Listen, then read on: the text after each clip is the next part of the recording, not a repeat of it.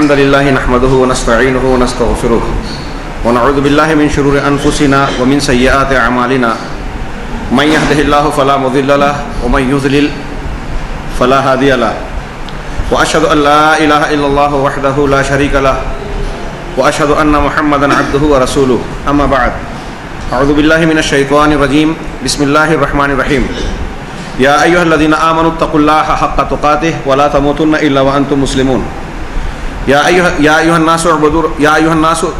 الناس اتقوا ربكم الذي خلقكم من نفس واحدة وخلق منها زوجها وبث منهما رجالا كثيرا ونساء واتقوا الله الذي تساءلون به والأرحام إن الله كان عليكم رقيبا يا أيها الذين آمنوا اتقوا الله حق تقاته ولا تموتن إلا وأنتم مسلمون أعوذ بالله من الشيطان الرجيم بسم الله الرحمن الرحيم آمن الرسول بما أنزل إليه من ربه والمؤمنون كل آمن بالله وملائكته وكتبه ورسله لا نفرق بين أحد من رسله فقال تعالى يا أيها الذين آمنوا بالله ورسوله والكتاب الذي نزل على رسوله والكتاب الذي أنزل من قبل ومن يكفر بالله وملائكته وكتبه ورسله واليوم الآخر فقد ضل ضلالا بعيدا.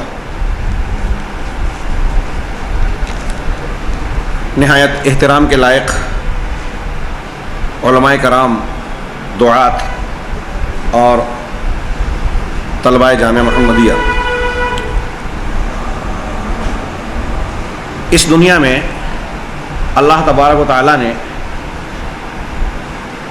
اپنے مقصد تخلیق کو بتانے کے لیے زندگی جو اس نے عطا کی کیسے گزاری جائے سمجھانے کے لیے انبیاء اور رسول اور کتابوں کے نزول کا ایک سلسلہ قائم فرمایا، جس کا اختتام جناب محمد رسول اللہ صلی اللہ علیہ وسلم پر ہوا. اس اعتبار سے غور کیا جائے تو دنیا میں سب سے بہترین اعلیٰ مقام پر فائز گروہ جو اس دنیا کے وجود کو مقصدیت اور معنویت سے ہمکنار کرتا ہے، اللہ کے پروگرام کو بندوں تک، اللہ کے بندوں تک پہنچاتا ہے، وہ گروہ انبیاء کرام کا ہے، اور اس اعتبار سے ان کا مقام سب سے اونچا ہوا. انبیاء کے بعد درجہ بدرجہ ظاہر سی بات ہے انہی لوگوں کا مقام و مرتبہ ہوگا جو اس پروگرام کو، اس مقصد کو آگے بڑھاتے ہیں. انبیاء کرام علیہم الصلاۃ والسلام کے مشن اور علم کے وارث ہوتے ہیں. لہذا علماء دین نبوت، دعات اللہ کو وارثین انبیاء کہا جاتا ہے.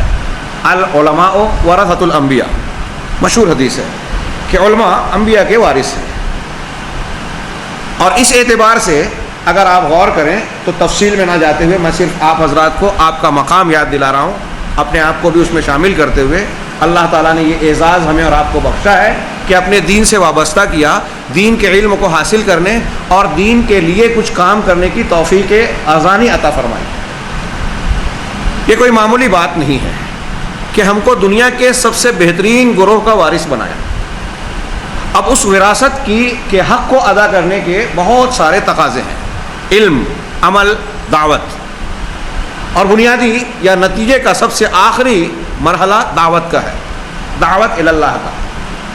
جمعیت اہل حدیث مہاراشٹر نے آج کے اس پروگرام کو جو ترتیب دیا ہے، اس کا ایک بنیادی مقصد اسی دعوت کے عمل اور فریضے کی تکمیل کے سلسلے میں کچھ حد تک تربیت کرنا، ذہن سازی کرنا اور اس کی رہنمائی کرنا ہے، سیکھنا اور سکھانا ہے. اللہ تبارک و تعالیٰ نے اپنے رسول کو حکم دیا اور رسول کے واسطے سے اس میدان میں کام کرنے والے قیامت تک کے ہر آدمی کو کہا: ادعو الی سبیل ربک بالحکمہ والموعظۃ الحسنہ وجادلہم باللتی ہی احسن. اگر میں کہوں، یہ تمہیدی بات، موضوع سے پہلے کی بات میں عرض کر رہا ہوں کہ ہمارے اس پروگرام کا مقصد اس آیت کے حکم کی تکمیل کرنے کی کوشش ہے. اللہ نے فرمایا کہ اپنے رب کے راستے کی طرف بلاؤ، دوسروں کے راستے کی طرف نہیں، کسی اور کی فکر کی طرف نہیں، رب کے راستے کی طرف دعوت دیجئے. کیسے دیجئے؟ بالحکمہ. تو پہلے آرڈر ہے کہ دعوت دیجئے، یہ فرض ہوا. وَلْتَكُن مِّنكُمْ أُمَّةٌ يَدْعُونَ إِلَى الْخَيْرِ میں اہل علم نے بحث کی ہے کہ یہ من جو ہے تبعیض کا ہے یا بیان کا ہے. اگر تبعیض کا مانے تو امت کے کچھ لوگوں پر یہ فرض ہے، عربی قاعدے سے عربی جاننے والے سمجھ رہے ہیں وَلْتَكُن مِّنكُم میں من جو ہے تم میں سے کچھ لوگوں کو ہونا چاہیے، تو کچھ لوگوں کو من کا تبعیض کا ترجمہ کر رہا ہوں، اور من کو اگر بیانیہ مانے تو مفہوم ہوگا پوری امت کو ہونا چاہیے کہ نیکی کی طرف دعوت دینے والی ہو. اور یہ مسئلہ بھی صحیح ہے کہ امت کا ہر فرد اپنے علم اور طاقت کے اعتبار سے اس کا مکلف ہے. اب جب یہ کام امت کے ہر فرد کو انجام دینا ہے کسی نہ کسی دائرے میں رہ کر، تو اس کا ضابطہ بتایا گیا. ایک ضابطہ جامع طریقے سے قرآن نے کہا ادعو الی سبیل ربک، اپنے رب کی طرف، رب کے راستے کی طرف دعوت دیجیے، بالحکمہ، حکمت کے ساتھ. حکمت کیا ہے؟ حکمت کی تعریف عام اور سادہ الفاظ میں یوں سن لیجئے کہ وہ کام جو انسان کو فائدہ دلائے، فائدے سے ہمکنار کرے اور نقصان سے بچائے، ایسی چیز، ایسی مصلحت حکمت کہلاتی ہے. تو حکمت کے ساتھ بلانا ہے، مطلب یہ کہ آپ کو جب دعوت دینا ہے تو یہ ملحوظ رہے کہ دعوت مفید انداز میں ہو. مخاطب کو، جس کو، جو آپ کا مدعو ہے، جس کو آپ دعوت دے رہے ہیں، اس کو آپ کی طرف متوجہ کرنے والی، آپ سے تاثر اور اثر کو قبول کرنے والی. اب یہ حکمت کئی زاویے سے ہو سکتی ہے. ایک ایمانی حکمت کہ آپ کے اندر خود ایمان و یقین اتنا مضبوط ہو کہ آپ کے اندر ایمانی حکمت دعوت کے تقاضے کے مطابق موجود ہو، ورنہ آپ خود جب صاحب ایمان نہیں ہوں گے تو آپ مدعو کو کیا عطا کریں گے. اخلاقی حکمت یعنی آپ کا اخلاق ایسا ہو کہ مخاطب اور مدعو آپ سے متاثر ہو.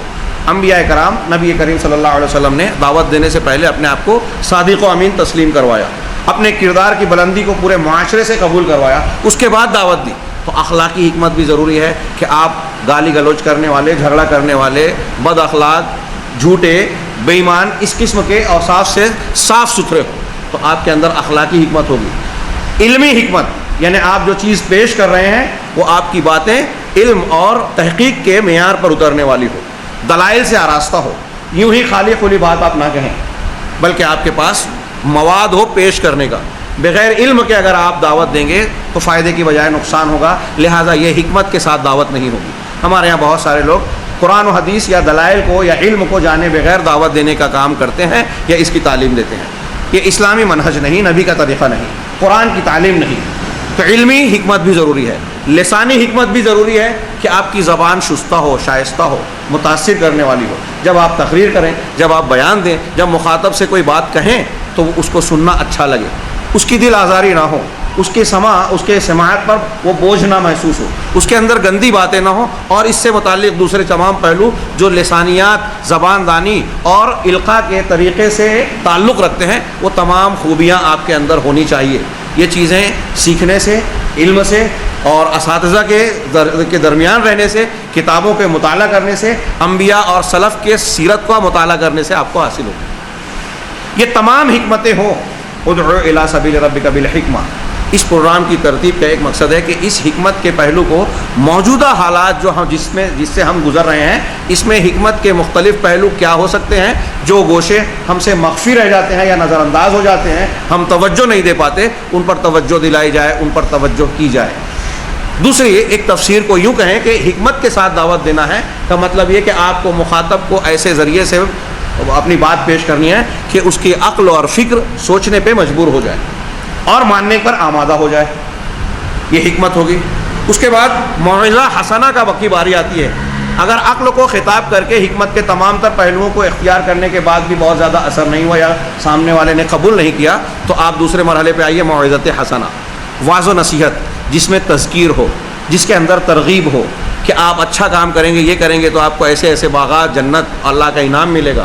جو انسان کے دل میں جذباتی طور پر اس کے حصول کی خواہش پائی جاتی ہے فطری طور پر، اور ڈرایا جائے کہ ایسا نہ کرو گے تو دنیا میں بھی آفت و مصیبت آ سکتی ہے، بیماریاں، پریشانیاں وغیرہ، برزخ میں بھی انتہائی خطرناک قسم کے حالات سے دوچار ہونا پڑے گا، اور پھر آخرت میں تو دردناک عذاب ہے جس کا ہم تصور نہیں کر سکتے. یہ وہ چیز ہوگی جو موعظہ حسنہ کے ضمن میں آئے گی، یعنی جس سے انسان کا دل پسج جائے، خوف زدہ ہو جائے یا رغبت میں نیکی کی طرف بڑھ جائے. یہ موعظۃ حسنہ ہے، تذکیر. اللہ تبارک و تعالیٰ کے رسولوں کو دیکھیے، وہ انسان کے دماغوں کو بھی مخاطب کرتے تھے اور قلوب کو بھی، عقلی دلیلیں بھی پیش کرتے تھے اور جذبات کو جھنجھوڑ دینے والی باتیں بھی. یہ دونوں چیزوں کا مجموعہ حکمہ اور موعظۃ حسنہ. پھر اس کے بعد تیسرا مرحلہ ہے جا وجادلہم باللتی ہی احسن، اور پھر ان سے جدال کیجئے. اگر یہ مراحل بھی کام نہ کر پائیں اور مخاطب جو ہے، مدعو جو ہے، سامنے والا آپ کی مخالفت پر آمادہ ہے، آپ سے بحث و نقاش، جدال و جھگڑا کرنا چاہتا ہے، تو تمہارا کام یہ ہے کہ جادلہم باللتی ہی احسن، کہ جدال کرو اس طریقے سے جو سب سے بہتر طریقہ ہے. وہ کون سا طریقہ ہے؟ وہ نبی کی تعلیم کیا ہوا طریقہ ہے، جو قرآن و حدیث میں بیان کیا گیا ہے. ان حکمت و موعظت حسنہ کے ضمن میں اس سے جڑا ہوا طریقہ، جس کے اندر انانیت نہ آئے، جھگڑے کا پہلو نہ آئے، آپ اپنے اخلاقی دائرے سے باہر نہ نکلیں، اچھے ڈھنگ سے جدال کریں. یعنی جدال میں حکمت کا، موعظت کا پہلو ہو، اور ساتھ ساتھ ان تمام چیزوں سے گریز ہو جس سے جدال برے نتیجے کی طرف لے جاتا ہو اور آپ کا مقصد فوت ہوتا ہو. یہ تمہید کی تھوڑی سی بات طویل ہو گئی. میں یہ عرض کرنا چاہتا ہوں کہ یہ جو پروگرام ترتیب دیا گیا ہے موجودہ حالات میں، چونکہ تمام لوگ علماء، دعات اور طلبہ ہیں، اور ان حالات سے انہیں دوچار ہونا ہے یا ہونا پڑ رہا ہوگا. آپ دیکھ رہے ہوں گے کہ یوں تو دعوت کا تقاضا ہمیشہ جوان رہا ہے، لیکن بالخصوص جماعت اہل حدیث کے تعلق سے گزشتہ چند سالوں میں بتدریج مخالفتوں میں اضافہ ہوا ہے، اور مخالفت کرنے والوں کو بعض چیزوں کی وجہ سے اہل حدیث کا اس کا مالی خلیہ ہوتا جا رہا ہے کہ وہ اس سلسلے میں اپنے آپ کو اپنی صفوں میں کچھ اتحاد اور تنظیم پیدا کر رہے ہیں. باقاعدہ طور سے اس سلسلے میں ٹریننگ اور تربیت دی جا رہی ہے کہ اہل حدیث نوجوانوں کو کس طریقے سے جذباتی بنایا جائے، پھانسا جائے، الجھایا جائے. دعات اور مبلغین علماء کو کس طریقے سے کام سے روک کر ان کے رخ کو پھیرا جائے، ان کو بدنام کیا جائے، اور جماعت اہل حدیث اور جمعیت اہل حدیث کو اس طرح سے پیش کیا جائے عام لوگوں کے سامنے کہ لوگ اس سے متنفر ہو جائیں، دور ہو جائیں. الزامات کا نصف صدی سے زیادہ طویل عرصے سے ایک لمبا سلسلہ جاری رہا، لیکن ابھی منظم طریقے سے مزید ان پرانے الزامات کو پھر سے پیش کرنے اور اس میں کچھ نیا پن لانے کی، اور اہل حدیثوں کو پھانسنے اور پھنسانے کے لیے، بدنام کرنے کے لیے کچھ نئے طریقہ کار اختیار کیے جا رہے ہیں. اس تناظر میں آپ حضرات کو مدعو کیا گیا ہے کہ ہمیں ایسی صورت میں حکمت، موعظت اور جدال بے احسن طریق کے طور طریقوں کو موجودہ حالات میں آپس میں مل بیٹھ کر اہل علم کے مشورے سے، تجربہ کار لوگوں کے تجربات کی روشنی میں سمجھنا چاہیے. کیونکہ ایسا نہ کرنے سے، نہ سمجھنے سے، نئے لوگ یا نہ تجربہ کاری کی بنیاد پر یا جذباتی طور سے جب آدمی اس سے نمٹنے کی کوشش کرتا ہے تو بعض مرتبہ، بلکہ اکثر ایسا ہوتا ہے کہ بجائے مسئلہ سلجھنے کے مزید الجھ جاتا ہے. اور اگر ہم ایک اچھا کام کرنے گئے ہیں، اچھی دعوت پیش کرنے گئے ہیں، قرآن و حدیث جو مسلک اہل حدیث جس کا نمائندہ ہے اور جو اللہ تبارک و تعالیٰ کا نازل کیا ہوا خالص دین ہے، اسے ہم پیش کرنے جا رہے ہیں، لیکن اس کی بجائے معاملہ الجھ کر دوسرے رخ پر چلا جاتا ہے، جھگڑے لڑائی کی نوبت ہوتی ہے، اور پھر یہ معاملہ دین کے باہمی خصومات اور نزاعات کے دائرے سے نکل کر کبھی کبھی سیاسی قسم کا اور سماجی قسم کا مسئلہ بن جاتا ہے. میں یہ اشارہ کر رہا ہوں، موجودہ حالات میں آپ سمجھ سکتے ہیں کہ اس قسم کے معاملات مختلف شہروں، بستیوں اور علاقوں میں پیش آ رہے ہیں. بعض اہل حدیث مخالف ادارے اپنے نصاب کے اجزاء میں تحفظ سنت کے نام سے رد غیر مقلدیت کے مواد کو شامل کر رہے ہیں. اس پر باقاعدہ ٹریننگ دی جا رہی ہے، باتنخواہ اس میں لوگوں کو مقرر کیا جا رہا ہے. لہٰذا اس خاص تناظر میں ہم کسی کی مخالفت کا مقصد لے کر نہیں بیٹھے ہیں، نہ ہی ہمارا مقصد منفی ہے. ہمارا مقصد مثبت اس طرح سے ہے کہ اس ایسے ماحول میں جب کہ مسلمانوں کے خلاف دنیا کی مختلف مصیبتوں کی باڑھ آئی ہوئی ہے، ایسے میں ہمارا باہمی اختلاف جو مسلک اور مسائل کا اختلاف ہوتا ہے، کبھی کبھی زیادہ تر جزوی یا فروعی ہوتا ہے، کبھی کبھی یہ بنیادی اور اصولی اور عقیدے کا بھی ہوتا ہے. یہ چیزیں ہمارے آپس میں اس طرح سے ماحول اور معاملہ پیدا نہ کریں کہ ہم خود بھی آپس میں کمزور ہو جائیں اور اعدائے اسلام کے لیے نرم چارہ ثابت ہو، لقمہ تر بن جائیں. یہ ایک بڑا مسئلہ ہے جو ان چھوٹے چھوٹے معاملات سے وابستہ ہوتا ہے. لہٰذا ہم مثبت انداز میں یہ چاہتے ہیں کہ دعات، مبلغین ہمارے علی وجہ البصیرہ شعور کے ساتھ اس مجلس میں، اس پروگرام میں شریک ہوں جو یہ آج آغاز ہے، ابتدا ہے. اس میں ابھی ہم بھی کچھ حد تک تجربے سے گزریں گے. ہمارے برادر محترم شیخ ابو زید ضمیر صاحب حافظ اللہ انہیں جزائے خیر عطا فرمائے، وہ اس معاملے میں ہم سے کچھ زیادہ تجربہ رکھتے ہیں، وہ یہاں موجود ہیں اور ہمارے ساتھ مسلسل موجود ہوں گے انشاءاللہ۔ ان کے ساتھ ساتھ رفاقت میں چلتے ہوئے ہم لوگ یہ کوشش کریں گے کہ ان پورے حالات میں مواد کے اعتبار سے، علمی مواد کے اعتبار سے، طور طریقے کے اعتبار سے، نظم و ضبط کے اعتبار سے ہمیں کون سی پالیسی اور طریقہ کار اختیار کرنا چاہیے، مختلف عناوین کے تحت یہ چیزیں آپ کے سامنے پیش کرنے کی کوشش کی جائے گی۔ پھر اس ضمن میں جو آپ کو مواقع ملیں گے اپنی بات پیش کرنے کا، تو آپ اپنے تجربات یا اپنے واقعات بیان کریں گے، اس میں یہاں اہل علم کی موجودگی میں یہ گفتگو کی جا سکتی ہے کہ کس معاملے میں کیا رخ اور کیا رویہ اختیار کیا جائے۔ کافی لمبی بات ہو گئی، عنوان سے پہلے مجھے شیخ فضل الرحمان نے اور دوسرے لوگوں نے کہا تھا کہ تھوڑا اس پروگرام سے متعلق 2 جملے کہہ دیے جائیں، لیکن بات طویل ہو گئی۔ آئیے اس پس منظر کو دماغ میں رکھتے ہوئے اور اپنے ذہن کو ہم اللہ سے دعا کریں کہ ان سارے معاملات میں ہم اللہ تبارک تعالیٰ ہمیں خلوص عطا فرمائے اور ہماری ان کوششوں میں برکت عطا فرمائے۔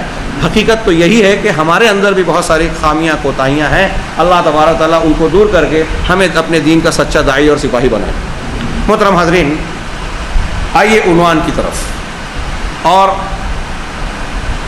عنوان کی تمہید کے طور پر میں آپ کو ایک حکایت یاد دلاؤں جس کے تعلق سے میں سمجھتا ہوں آپ نے بہت سنا ہوگا۔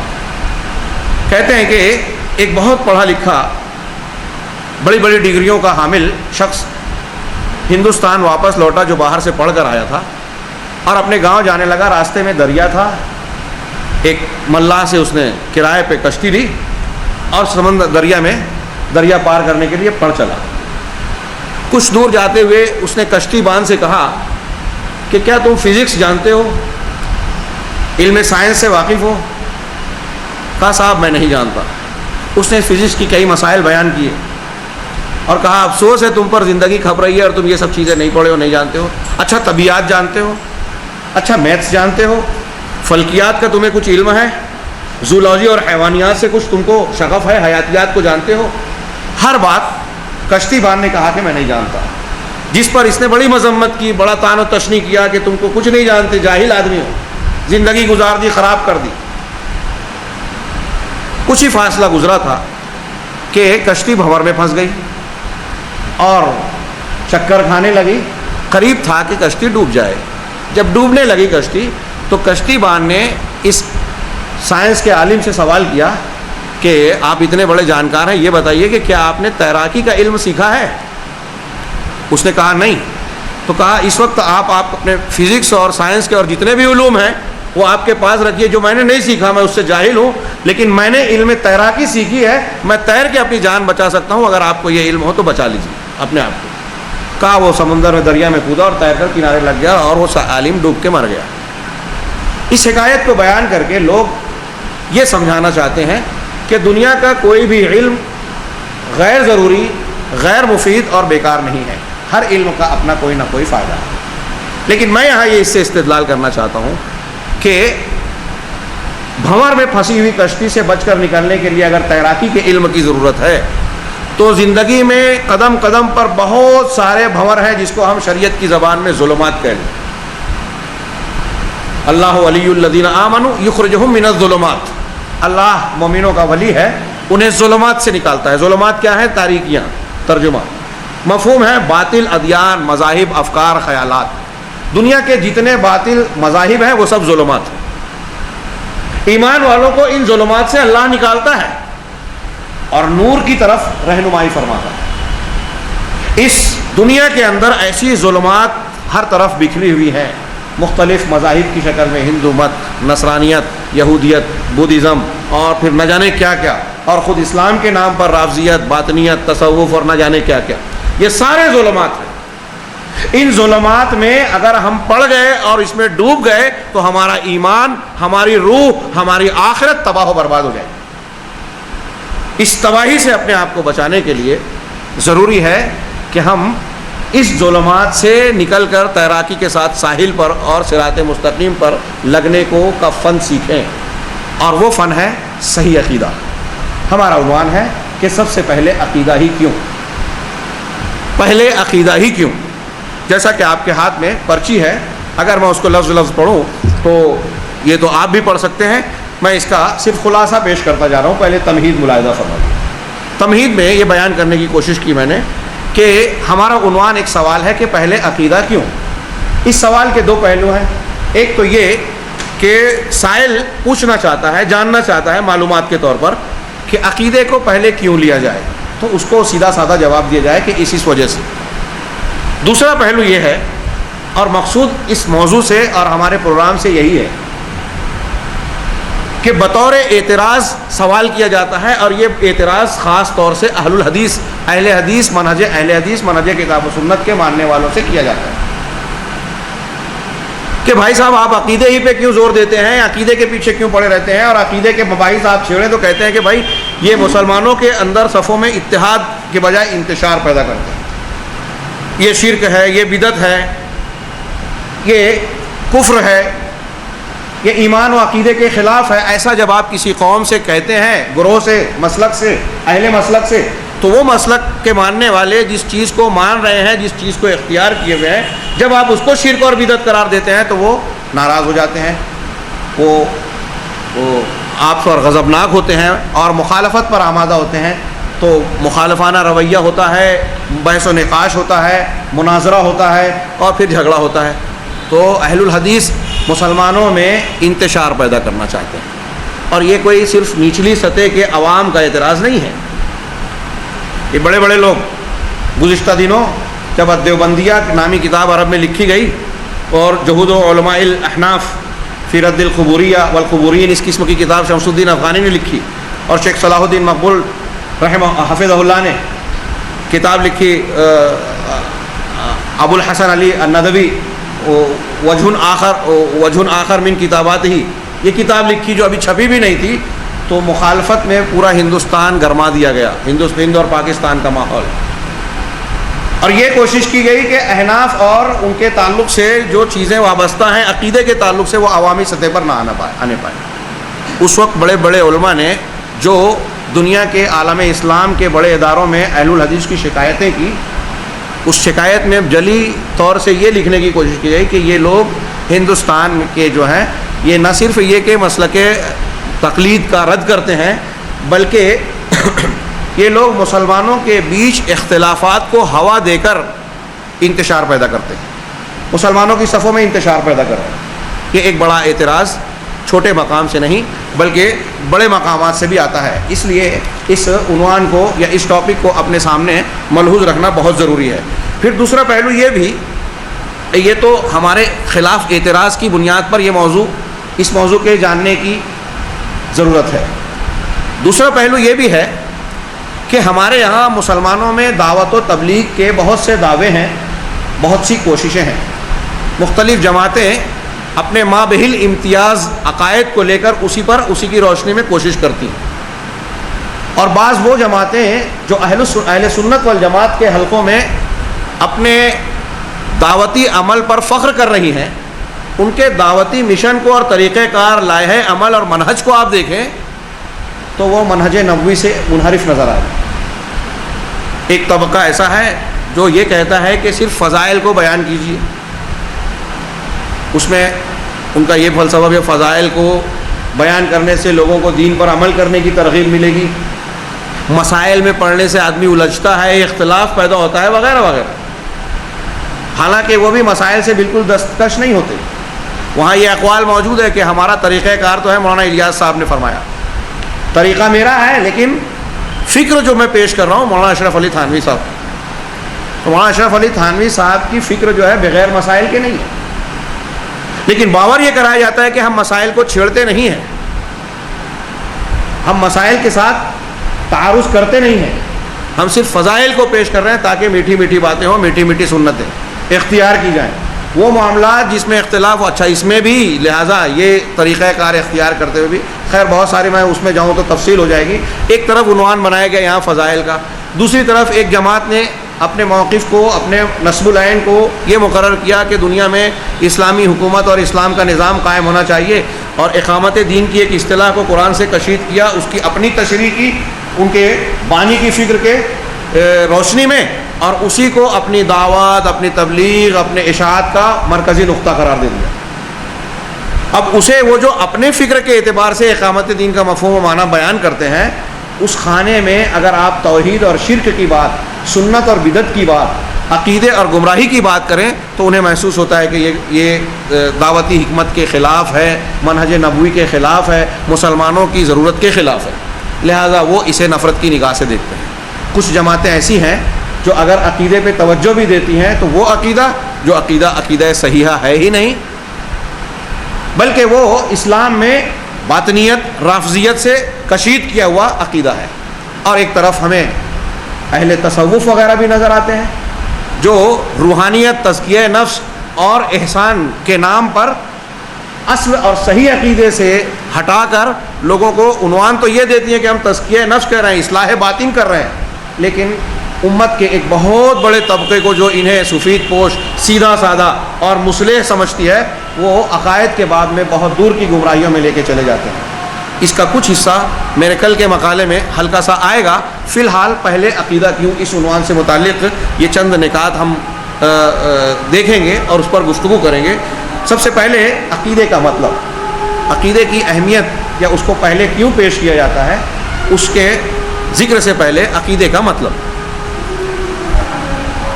لغت میں لفظ عقیدہ العقد سے ماخوذ ہے، جس کے معنی ہوتے ہیں عربی زبان میں الشد والربط والایثاق والثبوت والاحکام۔ ان تمام کا مفہوم یہ ہے مضبوطی سے باندھنا، کوئی کام پختگی سے کرنا، سختی سے باندھ دینا، استحکام کے ساتھ کوئی کام کرنا، یہ ہے عقیدے کا لغوی معنی۔ اور جو عقیدہ آگے بیان ہو رہا ہے چونکہ اس کا تعلق دل سے ہوتا ہے اور دل میں یقین کے مفہوم رکھتا ہے، اس لیے جو چیز عقیدے سے تعلق رکھتی ہے اس میں مضبوطی کا مفہوم پایا جاتا ہے۔ دیکھیے آگے اصطلاح میں عقیدہ کہتے ہیں الایمان الجازم باللہ تعالی وبما یجب له من التوحید والایمان بملائکتہ وکتبہ ورسلہ والیوم الآخر والقدر خیرہ وشرہ وبما يتفرع عن هذه الاصول ويلحق بها مما هو من اصول الدین۔ یہ پوری تعریف علامہ جبرین نے کی ہے اور یہ اچھی طریقے سے ذہن نشین رکھنا چاہیے۔ میں نے بعض اپنے اہل حدیث علماء کو اور خطبہ کو جب خطاب کرتے ہوئے سنا تو مجھے ایسا محسوس ہوا ان کے بیانات سے کہ وہ خود عقیدے کا صحیح مطلب یعنی عقیدہ سمجھتے ہیں، لیکن عقیدے کی جب تعریف کرتے ہیں تو ٹھیک ٹھیک تعریف نہیں جانتے۔ کچھ لوگ صرف توحید کو عقیدہ کہتے ہیں، عقیدے میں توحید ہے اور توحید اس عقیدے کی اصل الاصول اور سب سے بڑی بنیاد، بقیہ تمام چیزیں اسی کا لاحقہ ہیں، اسی کے سے متعلق چیزیں ہیں، لیکن صرف توحید یا اللہ رب العزت کے تعلق سے ایمانیات کے اجزاء کو عقیدہ نہیں کہا جاتا۔ آپ اردو میں دیکھیے، میں نے اسی لیے اس کا ترجمہ بھی کیا ہے کہ اللہ تعالیٰ کی ذات پر اور اس کے حق کے واجب یعنی توحید پر پختہ یقین رکھنا، ایمان کا معنی یقین ہوتا ہے، اس لیے میں نے قوس میں اسے لکھ دیا۔ نیز اس کے فرشتوں، اس کی کتابوں، اس کے رسولوں، آخرت کے دن اور تقدیر کے بھلے برے پر ایمان و یقین رکھنا، ساتھ ہی ان اصول و بنیادوں سے متعلق فروعات پر یقین رکھنا اور ان سے متعلق تمام چیزوں کو جوڑ دینا، یعنی ان تمام چیزوں کو جوڑ دینا، ملحق کرنا جو دین کے اصول سے تعلق رکھتی ہیں۔ اب اس میں سے 6 بنیادیں ہیں جو عقیدے کی، ایمان کی بنیاد کہلاتی ہیں۔ اس میں سے ہر بنیاد کی کچھ فروعات ہیں، کچھ ملحقات ہیں جو اس سے لازمی اور فطری ربط رکھتے ہیں۔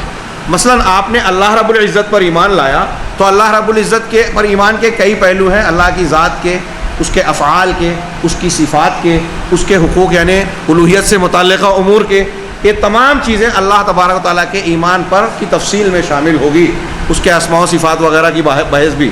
اسی طریقے سے آپ آخرت پر ایمان لاتے ہیں تو اب آخرت کا انسان سے مر جانے کے بعد یوں سمجھ لیجئے کہ اس کی آخرت کا معاملہ شروع، تو ایک تو برزخی زندگی ہے، اس کے متعلق جو قرآن و حدیث نے بیان کیا ہے، پھر دوبارہ زندہ ہونے کے بعد میدان حشر میں جو معاملات پیش آنے والے ہیں، انبیاء و صالحین کا جو معاملہ ہونے والا ہے، پھر اس کے بعد وہ دوسروں کا جو قرآن و حدیث میں بیان کیا گیا ہے، اور نامہ اعمال کو دائیں ہاتھ میں بائیں ہاتھ میں دیا جانا، حساب و کتاب کا ہونا اور نفس نفسی کی کیفیت کا ہونا، پھر پل صراط اور حوض کوثر کا معاملہ پیش آنے والا ہے، یہ تمام تفصیلات، اور پھر جنت و جہنم، حساب و کتاب، میزان عمل، یہ ساری چیزیں آخرت پر ایمان کے ملحقات میں یا فروعات میں شامل ہیں۔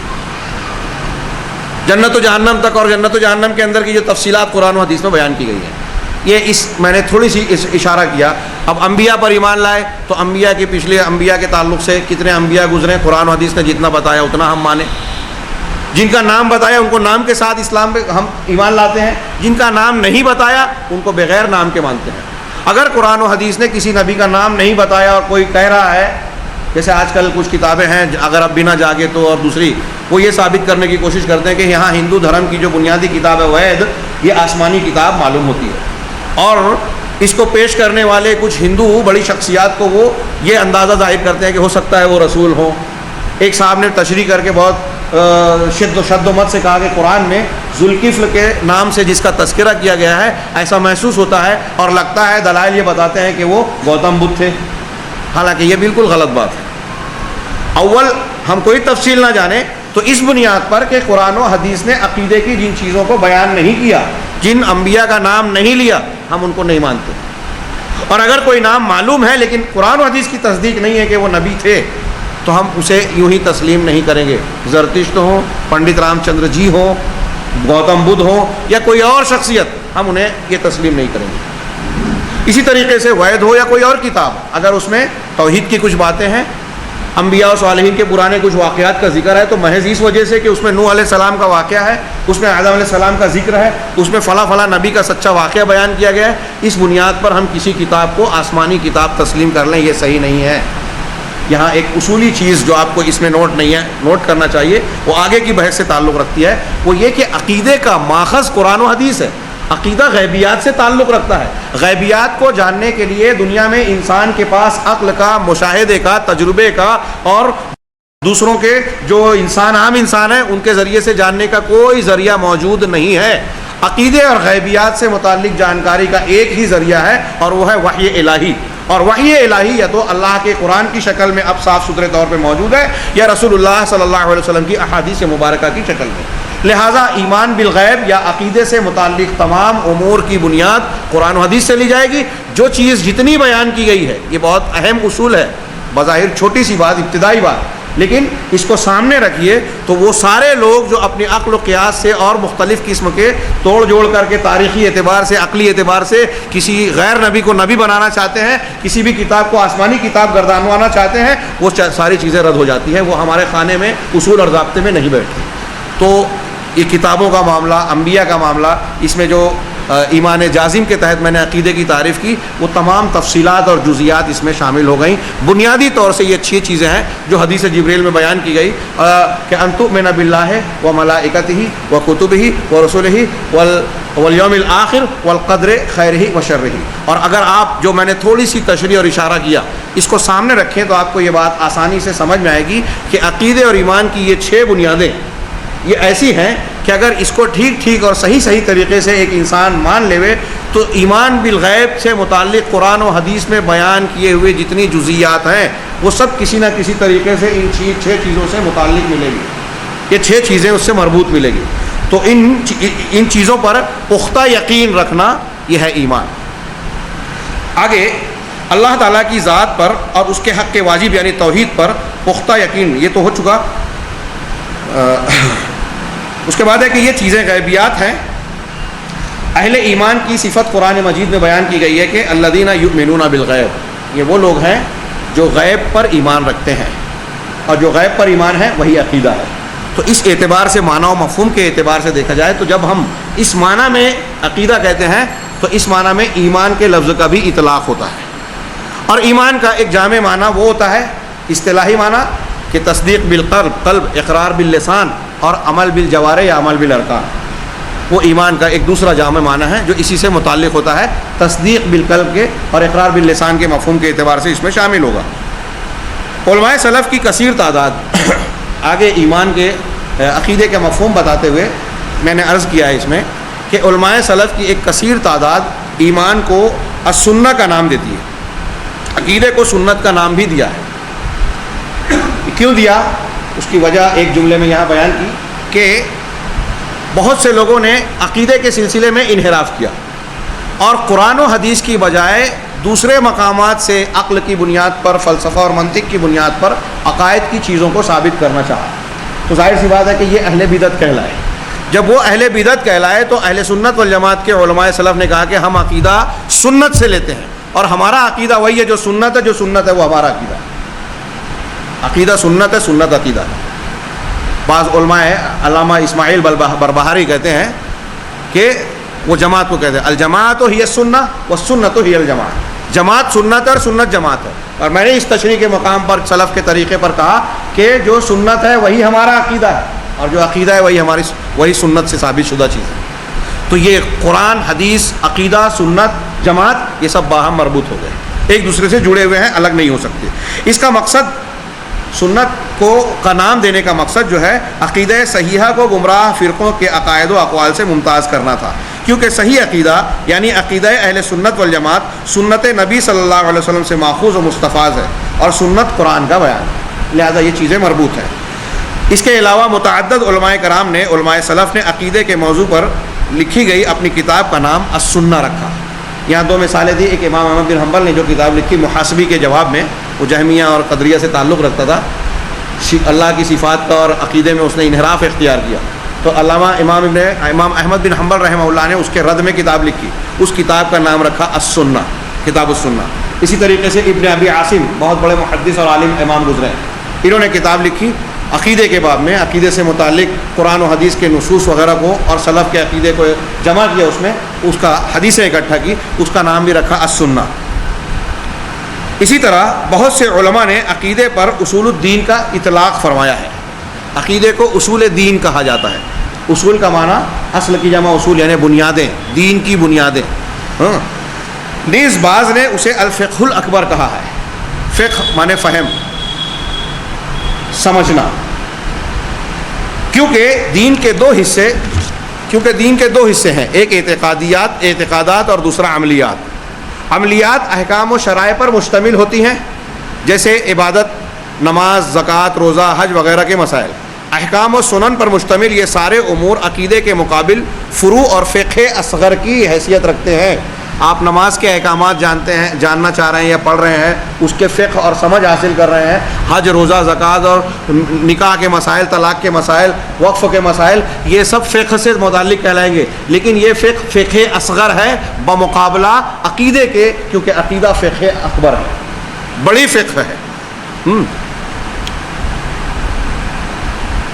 علامہ امام ابو حنیفہ رحمہ اللہ کے نام سے ایک چھوٹا سا رسالہ منسوب ہے کہ یہ ان کی لکھی ہوئی یا ان سے مستفاد معلومات کو کتابی شکل میں جمع کیا گیا ہے، رسالہ ہے.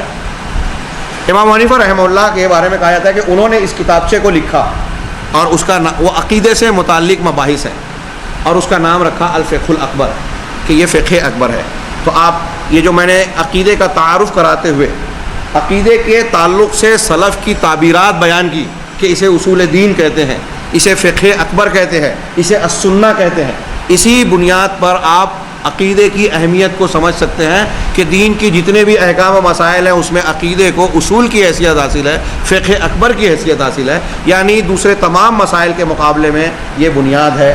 علامہ طحاوی رحمہ اللہ نے، علامہ ابن ابی العز نے طحاویہ میں جو جامعہ محمدیہ میں پڑھائی جاتی ہے اس میں کہا کہ یہ علم اصول دین یعنی عقیدے کے علم کو سیکھنا، عقیدے کا علم، اصول دین کا علم، یہ اشرف العلوم ہے، سب سے زیادہ شرف والا علم، سب سے اعلیٰ مقام کا علم. دنیا میں جتنے علوم ہیں ان تمام علوم میں سب سے اعلیٰ علم اصول دین اور عقیدے کا علم ہے، کیونکہ کسی بھی علم کا شرف اور مرتبہ معلوم جس چیز پر بحث کرتا ہے وہ اس کی وجہ سے ہوتا ہے، اور عقیدے کا علم اللہ کی ذات، صفات اور اس کی معرفت سے بنیادی طور سے بحث کرتا ہے، لہٰذا یہ علم اصول دین سب سے اعلیٰ مقام کا علم ہے. پہلا نقطہ. اب آئیے اب عقیدے کی اہمیت کو اولیت سے متعلق چند نکات و دلائل پر نظر ڈالیں. میں ایسا محسوس کرتا ہوں کہ جو آپ حضرات سامعین یا مشارکین کی حیثیت سے یہاں موجود ہیں، تو یہ جو نکات میں پیش کرنے جا رہا ہوں یہ آپ لوگوں کے لیے بلکہ عام اہل حدیث کے لیے بھی نئے نہیں ہوتے. الحمدللہ ہمارے علماء کرام، خطباء، مدرسین ان موضوعات پر پیش کرتے ہوئے باتیں، ان نکات کو مختلف انداز میں اپنے اپنے طریقوں سے پیش کرتے ہیں. لہٰذا کہیں میں سرسری گزر جاؤں گا. اگر آپ حضرات کو ایسا محسوس ہوتا ہے کہ یہاں کوئی سوال، کوئی اعتراض، کوئی قابل توضیح نقطہ ہے تو آپ برملا اس پر نوٹ کر کے بعد میں سوال کر سکتے ہیں. انشاءاللہ سوال و جواب یا گفتگو کا موقع بھی رہے گا. صحیح عقیدہ. پہلا نقطہ یہ ہے کہ صحیح عقیدہ جن و انس کی تخلیق کا بنیادی مقصد ہے. اللہ نے فرمایا وما خلقت الجن والانس الا لیعبدون، جن و انس کو میں نے محض اپنی عبادت یعنی توحید کے لیے پیدا کیا. اس کی تشریح کی میں ضرورت نہیں سمجھتا، بہت بنیادی چیز جسے بار بار ہمارے یہاں بیان کیا جاتا ہے. لیعبدون کا مطلب لیوحدون آپ جانتے ہیں. دوسری دلیل کے طور پر بیان کیا کہ عالم ارواح میں ہی اللہ تعالیٰ نے انسانوں سے اپنی توحید کا عہد و میثاق لے لیا تھا. عالم ارواح میں لے لیا تھا. اس میں کچھ لوگ اختلاف کرتے ہیں. ہمارے جدید دور کے بھی بعض علماء اور عقلیات کو ترجیح دینے والے لوگ یہ جو آگے آیت آ رہی ہے اور اس کی تشریح میں علماء جمہور امت کا جو عقیدہ ہے کہ اللہ تبارک و تعالیٰ نے جب آدم علیہ السلام کی تخلیق فرمائی تو ان کی پیٹھ پر ہاتھ پھیرا اور قیامت تک پیدا ہونے والی تمام ارواح وہاں نکلی. ان سے سوال و جواب ہوا جس کو عہد الستو کہتے ہیں. اور قرآن میں جو جمع کا صیغہ استعمال کیا گیا ہے اس سے اشکال پیدا کرتے ہیں کہ اللہ تعالیٰ نے یہ نہیں کہا کہ آدم کی پیٹھ سے نکالا قرآن میں، بلکہ یہ کہا کہ آدم کی ذریت کی پیٹھوں سے نکالا. اور وہ یہ بھی کہتے ہیں کہ اس سلسلے میں کوئی صحیح حدیث نہیں ہے، جیسا کہ علامہ ابن ابلیس نے بھی کہا. لیکن حقیقت یہ ہے کہ حدیثوں سے اور صحابہ کرام کے اقوال سے جو ایسے موضوعات پر حکماً مرفوع حدیث کہلائیں گے اس سے یہ ثابت ہے کہ عالم ارواح کا یہ معاملہ آدم کی پیٹھ سے روحوں کو نکالے جانا اور پھر اس کے بعد عہد و پیمان لینا اللہ رب العزت کا بندوں سے، تمام پیدا ہونے والے انسانوں سے، یہ ایک ایسا حق اور ثابت شدہ عہد و میثاق ہے. اللہ تبارک و تعالیٰ نے فرمایا وَإِذْ أَخَذَ رَبُّكَ مِن بَنِي آدَمَ مِن ظُهُورِهِمْ ذُرِّيَّتَهُمْ وَأَشْهَدَهُمْ عَلَىٰ أَنفُسِهِمْ أَلَسْتُ بِرَبِّكُمْ قَالُوا بَلَىٰ شَهِدْنَا أَن تَقُولُوا يَوْمَ الْقِيَامَةِ إِنَّا كُنَّا عَنْ هَٰذَا غَافِلِينَ. میں سمجھتا ہوں ترجمے کی ضرورت نہیں ہے کہ اللہ فرما رہا ہے کہ جب تمہارے پروردگار نے آتے بنی آدم کی پیٹھوں سے ان کی ذریت کو نکالا اور انہیں ان پر گواہ بنایا اور پوچھا کہ کیا میں تمہارا رب نہیں ہوں؟ سب نے کہا کیوں نہیں، تو ہی ہمارا پروردگار ہے.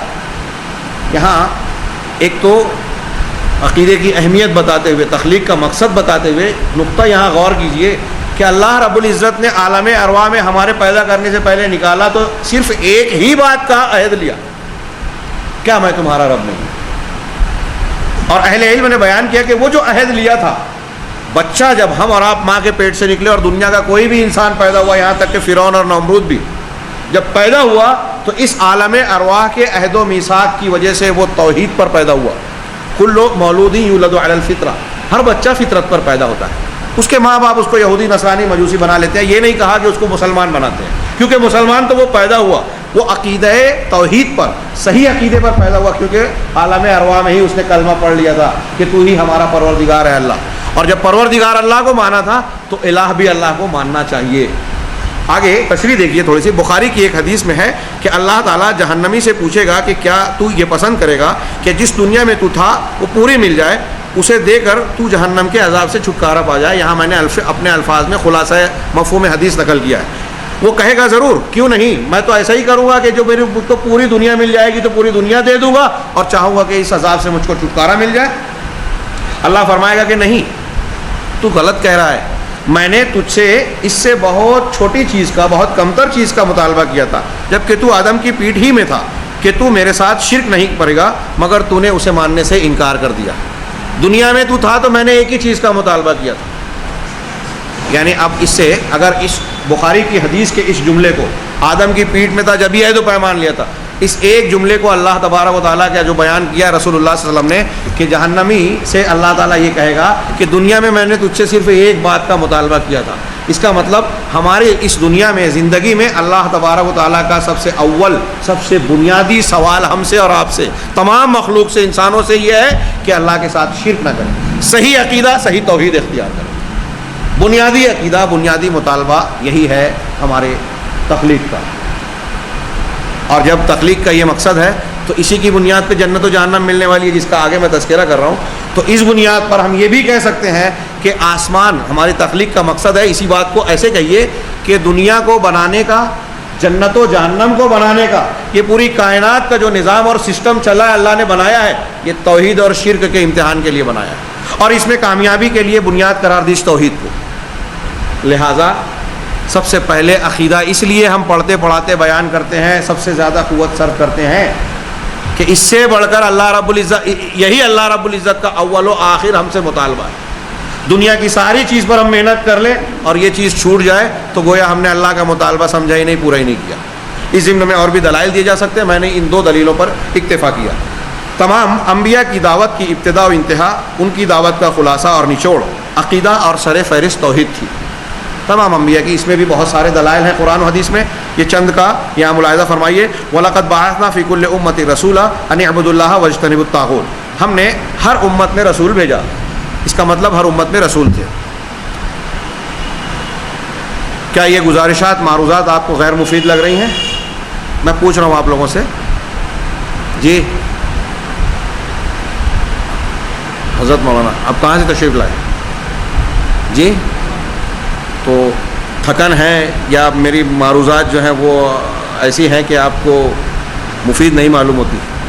نیند کا غلبہ ہو رہا ہے، کچھ لوگ سست نظر آ رہے ہیں، تو مجھے یہ پڑھاتے ہوئے بھی بہت شدت سے احساس ہوتا ہے. اور اہل علم نے لکھا ہے کہ اگر ذکر کی مجلس میں، واعظ و نصیحت کی مجلس میں، نماز میں، عبادت میں نیند آئے بندے کو، تو عموماً یہ شیطان کی طرف سے ہوتی ہے. میدان جنگ میں نیند آئے، اونگ آئے، تو یہ اللہ کی طرف سے ہوتی ہے. تو بھگائیے شیطان کو. جی ہم لوگ سب سے اہم بحث پر بحث کیوں کرتے ہیں، اس پر بحث کر رہے ہیں. تو اللہ تبارک و تعالیٰ یہ توحید کے بارے میں اللہ نے فرمایا کہ تمام انبیاء کی دعوت کی ابتدا و انتہا، ان کی دعوت کا خلاصہ اور نچوڑ عقیدہ اور سر فہرست توحید ہے. یہ آیت میں اللہ نے فرمایا کہ ہر نبی کی طرف رسول بھیجا گیا، یعنی ہر امت میں رسول آیا. اس آیت سے معلوم ہوا کوئی امت بغیر رسول کے نہیں رہی. اور پھر ہر رسول، جب رسول بھیجا تو رسول کی رسالت یعنی پیغام، تو پیغام آگے نقل کیا اعبدوا اللہ واجتنبوا الطاغوت. سب کا پیغام یہ تھا اللہ کی عبادت کرو اور طاغوت سے بچو، توحید کو مانو اور شرک سے بچو.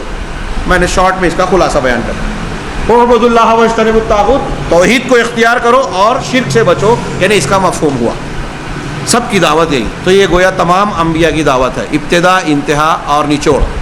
وما ارسلنا من قبلک من رسول الا نوحی الیہ انہ لا الہ الا انا فاعبدون. ہم نے آپ سے پہلے کوئی بھی رسول نہیں بھیجا مگر اس کی طرف یہ وحی کی، یہ حکم نازل کیا کیا کہ میرے سوا کوئی معبود برحق نہیں ہے، لہذا تم سب میری ہی عبادت کرو. یہ ہر رسول کی طرف ہم نے وحی کی. اور آپ انبیاء کی قوم کو پہلی پکار تھی. قرآن اٹھائیے تو اس قوم صالح کا، حضرت صالح علیہ السلام سے پہلا خطاب، حضرت شعیب کا خطاب، حضرت ہود کا خطاب قرآن میں ملے گا. سب نے کہا اعبدوا اللہ یا قوم اعبدوا اللہ ما لکم من الہ غیرہ، کہ اے قوم کے لوگوں اللہ کی عبادت کرو، اس کی توحید کو مانو، اس کے تعلق سے صحیح عقیدہ اختیار کرو، اس کے سوا تمہارا، اس کے علاوہ تمہارا کوئی دوسرا معبود نہیں ہے. توحید اور اس سے متعلق اعتقادات کی اولیت و اہمیت کے لیے یہی کافی ہے کہ تمام انبیاء کی دعوت کا ابتدائی اور مرکزی نقطہ یہی تھا. لہذا دعوت کا وہی طریقہ صحیح ہے جو انبیاء کرام علیہم الصلاۃ کا اور بالخصوص نبی کریم صلی اللہ علیہ وسلم کے طریقے کے موافق ہو. اب جو لوگ فضائل پر زور صرف کرتے ہیں، حکومت الہیہ پہ قوت لگاتے ہیں، عقیدے کو چھوڑ کر شرک اور توحید سے نظر آنکھ بند کر کے، یا عقیدے کے خلاف والے معاملے پر کو اختیار کرتے ہیں، یا معاشیات اور فلاں کے معاملات کو حل کرنے پر پوری طاقت و قوت لگا رہے ہیں، وہ انبیاء کے طریقے سے ہٹیں.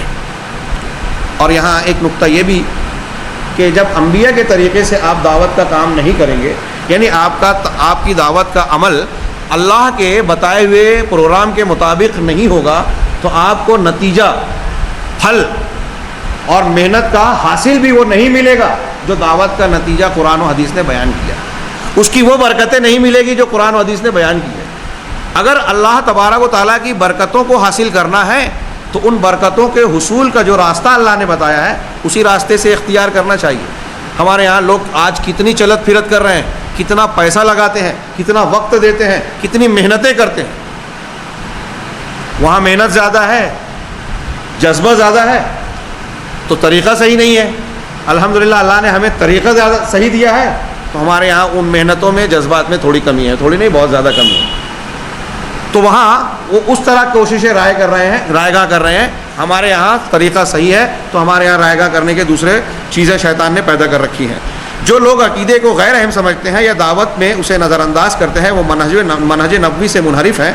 خود نبی کریم صلی اللہ علیہ وسلم نے دعوت کا طریقہ بیان فرماتے ہوئے تلقین و ہدایت دی کہ سب سے پہلے عقیدہ پیش کیا جائے اور درست کیا جائے. بخاری مسلم میں ہے کہ لما حضرت ابن عباس کی روایت ہے، آپ نے بارہا سنی ہوگی، کہ اللہ کے رسول صلی اللہ علیہ وسلم نے جب حضرت معاذ بن جبل کو یمن کی طرف گورنر بنا کر بھیجنے لگے تو آپ نے یہ فرمایا تھا، یہ بخاری مسلم کی حدیث میں ہے کہ لما بعث معاذا، تو کہا یہ حدیث میں ٹکڑا غلط ہو گیا ہے, یہاں جملہ صحیح ہونا چاہیے. لما بعث معاذا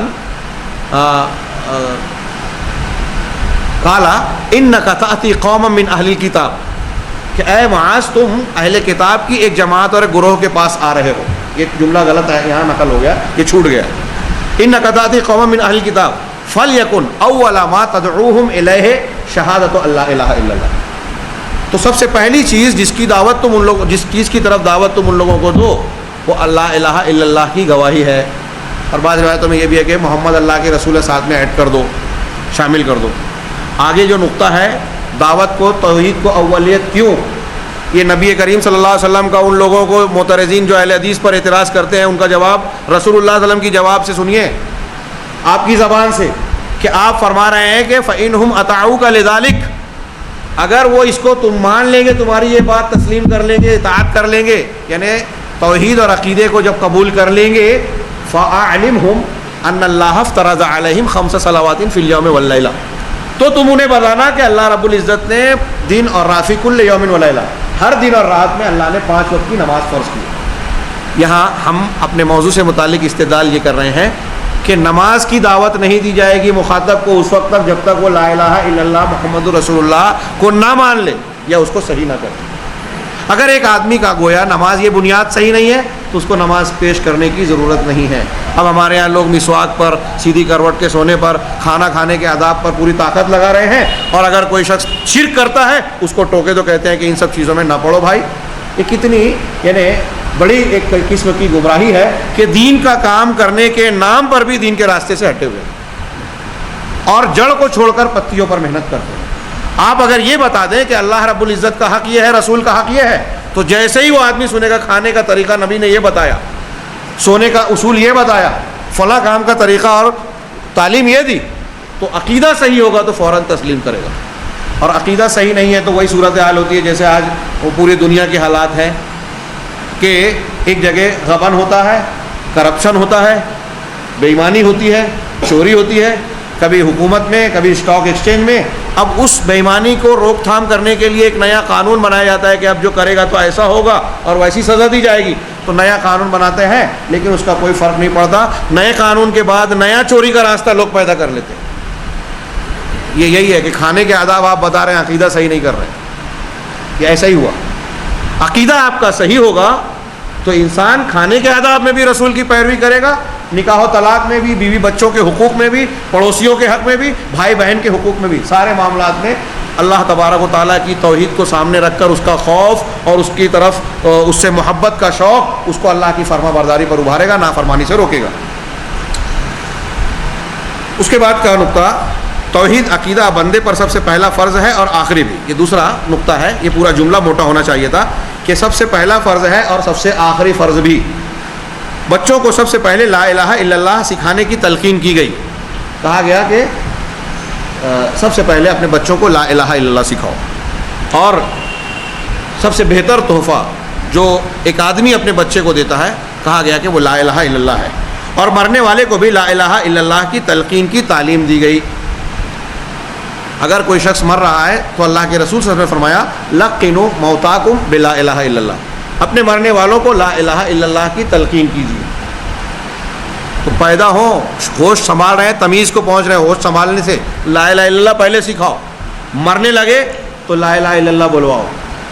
اس لیے کہ نبی کریم صلی اللہ علیہ وسلم نے فرمایا من کانا آخر کلام ہی من کانا آخر کلام ہی لا الہ الا اللہ دخل الجنہ, جس کا آخری کلمہ اس دنیا سے رخصت ہونے کا لا الہ الا اللہ ہوگا وہ جنت میں داخل ہوگا. اس کا حوالہ چھوٹ گیا, میرا خیال ہے بخاری وغیرہ میں موجود ہے, بہرحال روایت تو صحیح اور بہت مشہور ہے کہ جس کا آخری کلمہ لا الہ الا اللہ ہے وہ جنت میں داخل ہوگا. اہل سنت والجماعت کا عقیدہ ہے, اور یہ عقیدہ بہت سارے نصوص پر, جس میں سے کوئی ایک دو گزری اور آنے والی بھی ہیں, کہ بہت سارے نصوص پر ہیں کہ اگر ایک آدمی توحید پر مرا ہے تو وہ پہلی مرتبہ میں یا بعد میں جنت میں جائے گا ضرور, اور اگر توحید نہیں ہے تو وہ جنت میں نہیں جا سکتا. شرک اکبر, کفر اکبر, نفاق اکبر اگر کسی آدمی کے اندر ہے تو وہ کبھی بھی جنت جہنم سے باہر نہیں نکلے گا, کبھی بھی جنت میں داخل نہیں ہوگا. نبی کریم صلی اللہ علیہ وسلم کا آخری 2 سطور دیکھیے. نبی کریم صلی اللہ علیہ وسلم کا طریق تربیت اور طریق دعوت توحید و عقیدے سے شروع ہوتا ہے. دونوں باتیں میں نے کہ طریق تربیت اب ہمارے مخاطب اگر مسلمان ہیں تو ان کی تربیت ہوگی، غیر مسلم ہے تو ان کو دعوت ہوگی. تو آپ کا طریق تربیت، ہمارے بچے ہوں ہمارے بڑے ہوں، تربیت دیں گے تو دعوت توحید سے شروع ہوگی. نبی کریم صلی اللہ علیہ وسلم کا طریق تربیت اور طریق دعوت توحید و عقیدے سے شروع ہوتا ہے، اور دنیا سے رخصتی کے لیے بھی توحید کے التزام کی تعلیم دی. نیز شریعت کے تمام احکام و امور اسی مرکز کے گرد گھومتے ہیں، توحید کے مرکز کے گرد گھومتے ہیں.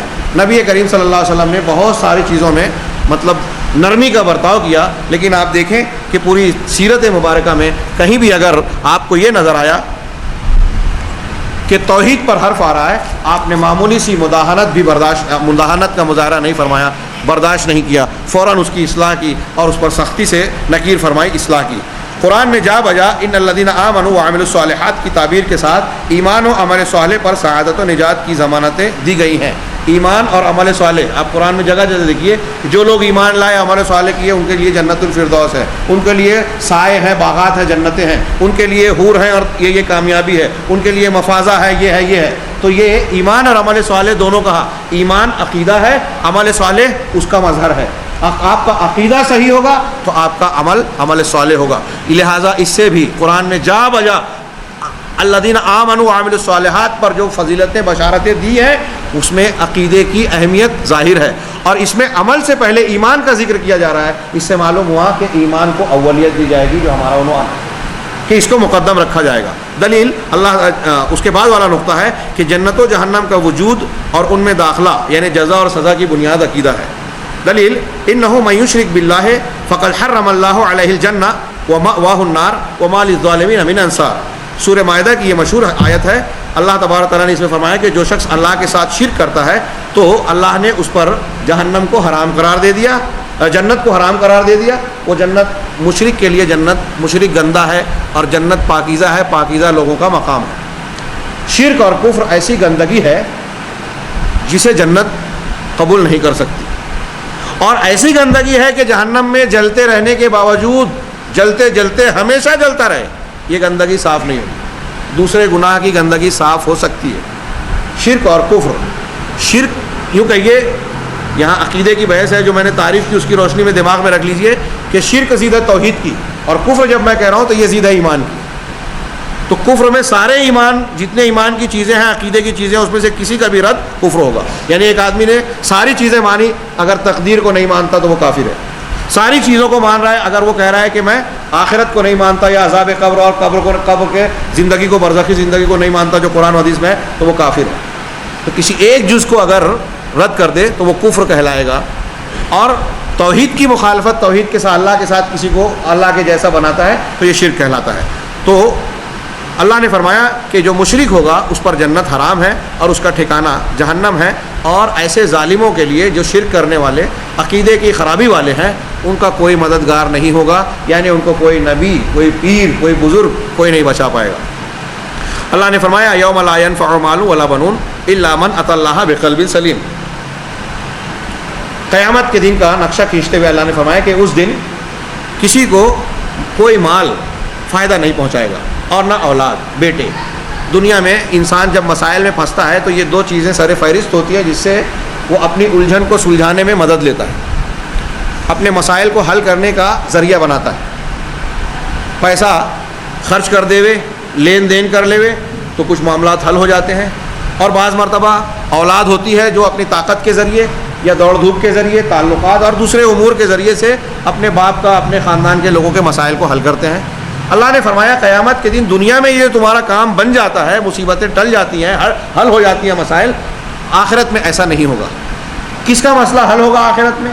کون مصیبت سے، پکڑ سے، عذاب سے بچے گا؟ الا من اتى اللہ بقلب سلیم، سوائے اس کے جو قلب سلیم لے کر آئے. اہل علم نے قلب سلیم یعنی سالم اور محفوظ دل کی تشریح کی کہ قلب سلیم وہ ہے جو شرک سے پاک ہو.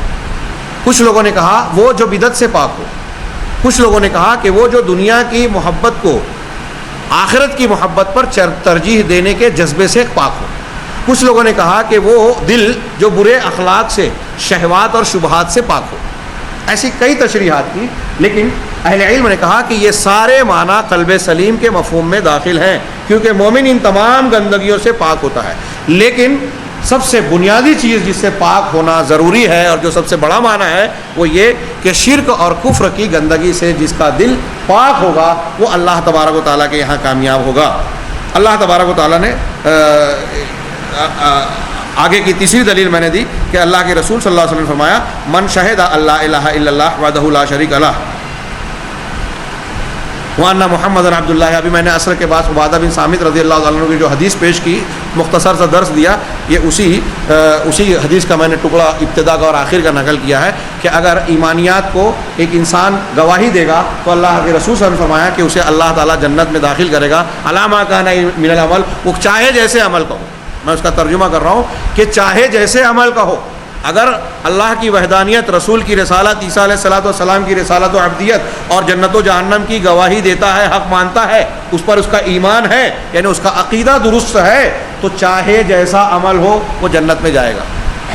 ہمارے علماء, اور میں آپ لوگوں کو بھی کہوں گا, ہمارے علماء کرام اس معنی کو عوام میں اس انداز میں بیان کرنے سے کسی حد تک گریز کرتے ہیں. اس کی وجہ یہی ہے جو اللہ کے رسول صلی اللہ علیہ وسلم نے حضرت معاذ بن جبل کو منع کی تھی. جب آپ نے یہ کہا تھا, سواری پر سوار تھے, تو کہا تھا نا کیا تم جانتے ہو اللہ کا حق بندوں پر کیا ہے اور بندوں کا اللہ پر کیا ہے؟ تو انہوں نے کہا اللہ اور رسول بہتر جانتے ہیں. تو کہا اللہ کا حق بندوں پر یہ ہے کہ اس کے ساتھ کسی کو شریک نہ ٹھہرائیں, صرف اسی کی عبادت کریں. بخاری مسلم کی حدیث ہے, آپ نے بارہا سنی ہے. اور بندوں کا حق اللہ پر یہ ہے کہ جب بندے یہ کام کریں, یعنی صحیح عقیدے پہ اور توحید پر رہ جائیں, تو اللہ کا حق, بندوں کا حق اللہ پر یہ ہے کہ ان کو عذاب نہ دے. حضرت معاذ خوش ہو گئے اور کہا کہ اللہ کے رسول کیا میں اس بات کی خوشخبری لوگوں کو نہ دے دوں؟ تو آپ نے کہا لَأَلَّا يَتَّكِلُوا, نہیں ایسا نہ ہو کہ اس پر بھروسہ کر لیں, اس پر تکیہ کر لیں. کم علم آدمی یہ سوچ کر کہ میرا عقیدہ تو ٹھیک ٹھاک ہے, اب اللہ کے رسول نے جب یہ فرمایا ہے, قرآن و حدیث کہتی ہے کہ عقیدہ درست ہوگا تو آدمی جنت میں ضرور جائے گا چاہے جیسا عمل ہو. یہ 3 چیزوں کی گواہی دے دیے. تو اب ہم تو بہت اتنا گناہ بھی نہیں کیے جتنے ماضی میں لوگوں نے کیے تھے. کسی نے 100 قتل کیا تھا, معاف کر دیا اللہ نے, تو میں نے تو ایک بھی قتل نہیں کیا. تو کسی کا مال ہی ہڑپا ہے, چوری کی ہے, بے ایمانی کی ہے. اس قسم کی سوچ انسان کو تباہی کے دہانے پر لے جا سکتی ہے. اور یہ بھی دھیان رہے کہ اس قسم کی سوچ کبھی کبھی انسان کو مشرک بھی بنا دیتی ہے. اللہ کا جو فرمان ہے, یہ نقطہ اچھی طریقے سے ذہن نشین رہے, جو ہمیں غافل بناتا ہے, شیطان فریب دیتا ہے کہ جو لوگ رسول کے حکم کی مخالفت کرتے ہیں انہیں فتنے سے ڈرنا چاہیے. امام احمد نے کہا فتنے سے مراد شرک ہے, اور بھی تشریح لوگوں نے کہ امام احمد شرک کہتے ہیں. تو امام احمد کا مفہوم کہنے کا مطلب یہ ہوا کہ اگر کوئی شخص سنت رسول کی مخالفت کرے گا تو اللہ تعالیٰ اس سنت کی مخالفت کے پاداش میں بطور سزا, بطور انجام اسے شرک میں مبتلا کر دے گا اور اسے پتہ نہیں چلے گا. آج ہم دیکھ رہے ہیں بعض اہل الحدیث کہلانے والے لوگ بھی کچھ مشرکانہ خیالات, عقائد اور باتوں میں ملوث نظر آتے ہیں بعض علاقوں میں. اللہ رب العزت ان کی اصلاح فرمائیں. یہ میں نے اس لیے بیان کیا کہ یہ جو ہمارے عقیدے کا حصہ ہے, یہ توحید کی اہمیت تو ضرور بتا رہی ہے کہ اگر ایک انسان توحید پر اور صحیح عقیدے پر مرتا ہے تو گناہ اس کے نامہ اعمال میں آسمان و زمین بھر کے بھی ہوں تو یہ توحید اس کے گناہوں کا کفارہ بن جائے گی اور وہ جنت میں ضرور جائے گا. لیکن یہ چیز ہمیں دیگر شریعت کے احکام و مسائل پر عمل کرنے سے غافل بنانے والی نہیں ہونی چاہیے. اگر یہ چیز غافل بناتی ہے تو یہ خود اس بات کی علامت ہے کہ ہماری توحید کمزور ہے. کیونکہ توحید مضبوط ہوگی, آپ کا اللہ پر جتنا ڈر ہوگا اتنا نافرمانی سے بچیں گے, جتنی محبت ہوگی اتنی فرما برداری کریں گے, جتنا توکل مضبوط ہوگا آپ اتنا اللہ رب العزت کے احکامات کے مطابق زندگی گزارنے کی کوشش کرتے ہیں. تو جتنی, اسی لیے بعض علماء نے یہ کہا, اہل علم کہتے ہیں کہ جتنی نیکیاں ہیں سب توحید کی شاخیں, ایمان کی شاخیں ہیں, صحیح عقیدے کی شاخیں, اور جتنی برائیاں ہیں, جتنے گناہ ہیں دنیا کے اندر اللہ اور رسول کی مخالفت, وہ سب کے سب کفر اور شرک کی شاخیں. آگے دیکھیے اللہ اگلی دلیل, شرک اکبر کا جو حکم ہے وہی کفر اکبر اور نفاق اکبر کا ہے. یہ میں نے بطور معلومات کے نقل کیا کہ کسی کے ذہن میں صرف شرک والی بات نہ رہے. شرک اکبر, کفر اکبر, نفاق اکبر, معنی کے اعتبار سے, دائرے کے اعتبار سے ان میں فرق ہو سکتا ہے, لیکن حکم اور نتیجے کے اعتبار سے تینوں کے تینوں ایک ہی ہیں.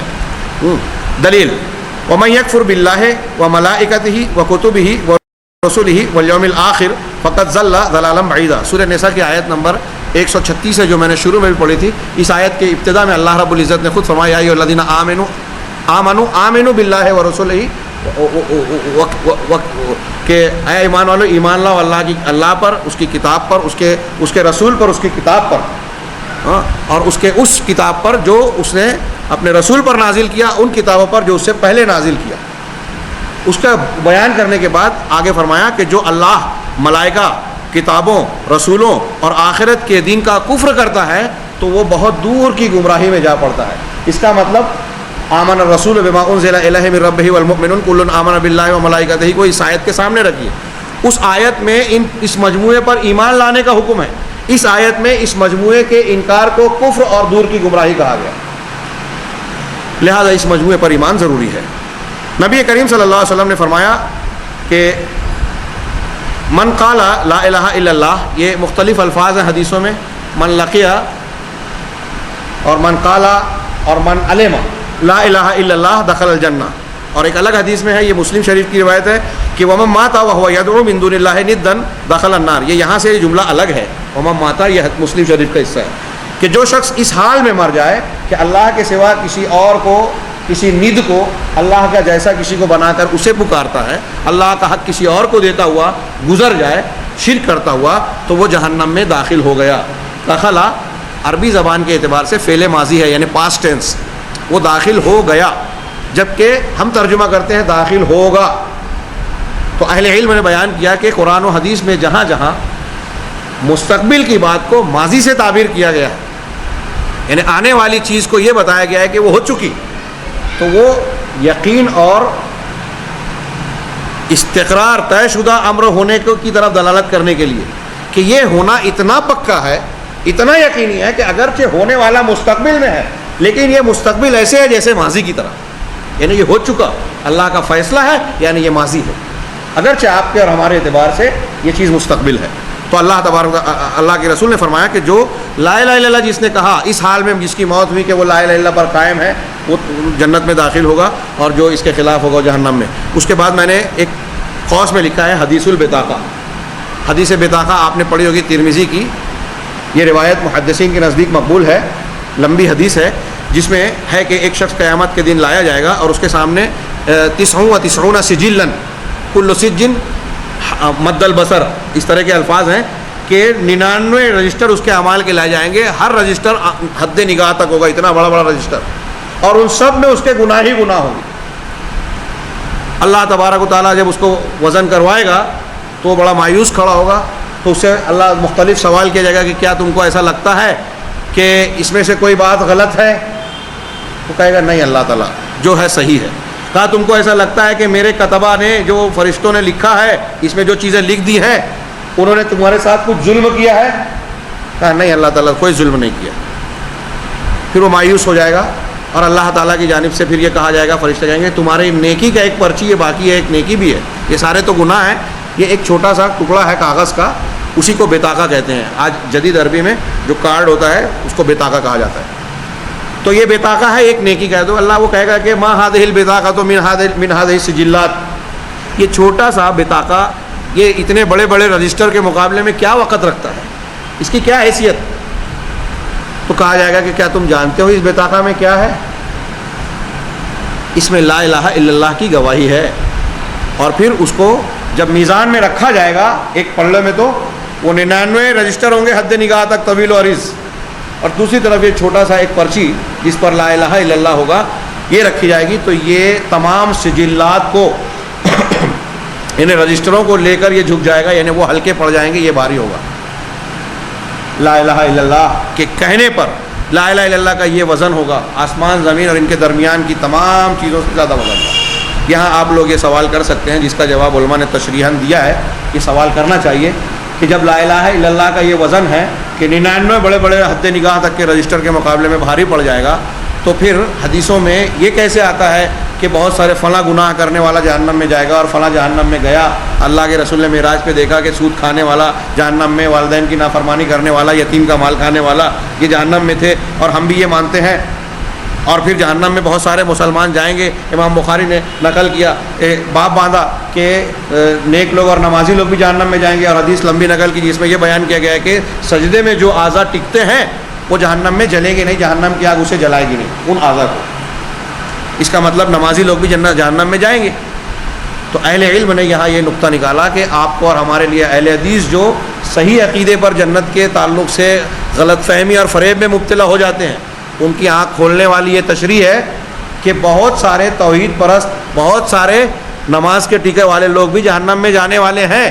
اور تشریحاً علماء نے کہا کہ اس حدیث سے، حدیث بطاقہ سے یہ تو معلوم ہوتا ہے کہ لا الہ الا اللہ کا یہ وزن ہے، لیکن بہت سارے مسلمانوں کا لا الہ الا اللہ اتنا وزندار نہیں ہوگا. کیوں؟ اس لیے کہ وہ لا الہ الا اللہ کی شروط اور اس کے تقاضوں میں خرابیاں پیدا کر دی ہیں یا کمیاں لے آئی ہیں، اس وجہ سے ان کا لا الہ الا اللہ حقیقی لا الہ الا اللہ کے وزن سے کمتر ہو جائے گا. اور کچھ لوگ تو لا الہ الا اللہ کہنے کے بعد ایسی حرکتیں، اعمال اور عقیدے اختیار کر لیتے ہیں کہ ان کا لا الہ الا اللہ ٹوٹ پھوٹ جاتا ہے، کوئی وزن ہی نہیں رہ جاتا. ایک آدمی یہ کہے کہ میں لا الہ الا اللہ کہہ رہا ہوں اور پھر کسی دوسرے کو سجدہ کرے، کسی دوسرے سے دعا مانگے، تو اس کا لا الہ الا اللہ ختم ہو جاتا ہے، ٹوٹ جاتا ہے. حدیث بطاقہ، ایسی اور بھی کئی حدیثیں ہیں، میں نے صرف اشارہ ایک کا کر دیا. صحت عقیدہ، صحت عمل، صحت عقیدہ، صحت عمل اور قبولیت عمل کے لیے ضروری ہے.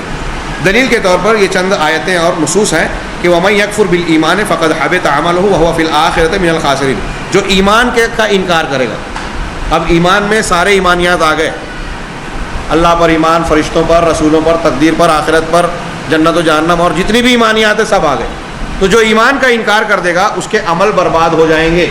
اگر ایک آدمی کے اندر کفر ہے، عقیدے کے صحیح عقیدے کا انکار ہے، تو اب وہ کتنی بھی تسبیح پڑھ رہا ہے، تہجد پڑھ رہا ہے، نیکیاں کر رہا ہے، وہ بیکار ہے.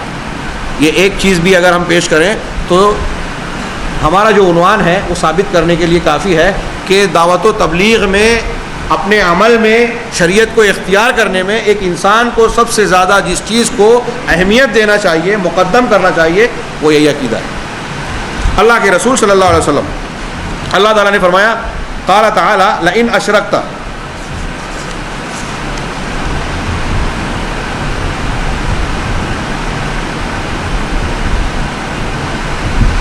اللہ تعالیٰ نے فرمایا لئن اشرکت لیحبطن عملک ولتکونن من الخاسرین. کہ ایک آیت انسان کو ہلا دینے کے لیے کافی ہے کہ اللہ تعالیٰ اپنے رسول سے خطاب کر کے کہہ رہا ہے. سورہ زمر کی یہ مشہور آیت ہے، اس میں پہلے کہا کہ ہم نے پہلے انبیاء کی طرف یہ وحی کی تھی اور آپ کی طرف بھی کر رہے ہیں. کیا کہ اگر آپ بھی شرک کریں گے تو آپ کے سارے عمل برباد ہو جائیں گے. کیا سوچئے، جب نبی سے اللہ یہ فرما رہا ہے جو مستحیل ہے، ناممکن ہے کہ آپ شرک کریں، تو اس کی شدت بتائی جا رہی ہے کہ سید المرسلین، اللہ تبارک و تعالیٰ کی سب سے محبوب ترین شخصیت، آپ کے بھیجے ہوئے رسول، ان سے کہا جا رہا ہے کہ اگر وہ شرک کر جائیں تو سارے عمل برباد. تو بھلا بتائیے کہ پھر عقیدے کو سب سے پہلے کیوں نہ پیش کیا جائے، عقیدے کی اصلاح پہ سب سے زیادہ طاقت کیوں نہ لگائی جائے. کیونکہ آپ تہجد پڑھنے پر زور لگا دیں، سونے کے آداب، کھانے کے آداب، نکاح کے طریقے اور فلاں پہ طاقت صرف کر دیں، نماز پر، نوافل پر خوب طاقت لگا دیں، خوب محنت کروائیں، لیکن آپ کے عمل میں اگر شرک آ جائے تو قرآن کی آیت کہہ رہی ہے کہ آپ کے یہ سارے اعمال برباد ہو جائیں گے. کتنے بھی اعمال کر لیں، ہجرت کر لیں، پوری دولت اللہ کے راستے میں خرچ کر دیں، لیکن اللہ تبارک تعالیٰ نے قرآن کے مختلف مقامات پر کہا من عمل صالحا من ذکر او انثی وهو مؤمن، جو نیک عمل کرے گا، مرد ہو یا عورت، اس حالت میں کہ وہ مومن ہو، تب اس کو ملے گی اچھی زندگی، دنیا میں بھی اور آخرت میں بھی اجر ملے گا. آخرت میں اجر، دنیا کی اچھی زندگی. تو دنیا کی اچھی زندگی، آخرت میں اعمال کی قبولیت، یہ جو ہیڈنگ لگائی کہ اللہ تبارک و تعالیٰ کے یہاں عمل کی قبولیت کا دار و مدار اس بات پر ہے کہ عمل کرنے والے کا عمل صحیح عقیدے کے ساتھ، توحید کے ساتھ ہو. اگر ایسا نہیں ہے تو وہ اللہ رب العزت کے یہاں قبول نہیں ہوگا. سورہ کہف کی آخری آیت سے بھی لوگوں نے استدلال کیا ہے. یہاں ایک دوسری آیت سورہ فرقان کی نقل کی ہے، وَقَدِمْنَا إِلَىٰ مَا عَمِلُوا مِنْ عَمَلٍ فَجَعَلْنَاهُ هَبَاءً مَنثُورًا. اور ہم ان کے اعمال کی طرف متوجہ ہوں گے. جو کچھ کفار، مشرکین یا دنیا کے لوگ میدان حشر میں اعمال لے کے آئیں گے، بہت سارے کافر ہیں. ایک صاحب نے آ کے مجھ سے سوال کیا، ان کی سمجھ میں نہیں آ رہا تھا کہ ہم، بلکہ یہ سوال دو الگ الگ لوگوں نے کیا، مالیگاؤں کے بڑی بڑی شخصیات کا ذکر کر رہا ہوں، چھوٹے لوگوں کے دل میں بھی خیال آتا ہوگا. ایک بہت بڑے ڈاکٹر نے سوال کیا تھا، ان کے آدمی نے آگے پوچھا، اور ایک بہت بڑے سیٹھ صاحب ہیں، انہوں نے بھی یہ سوال الگ موقع پر پوچھا. کہا میری سمجھ میں یہ بات نہیں آتی کہ بہت سارے مسلمانوں کو ہم دیکھتے ہیں بہت برے ہیں، تو آپ کہتے ہیں کہ یہ جنت میں چلے جائیں گے، یہ معاف کیے جا سکتے ہیں، اور کافروں میں بہت سارے کافروں کو ہم نے دیکھا کہ وہ بہت بڑی بڑی نیکی کرتے ہیں، آپ کہتے ہیں کہ وہ جہنم میں جائیں گے اگر اسی حالت میں مر گئے.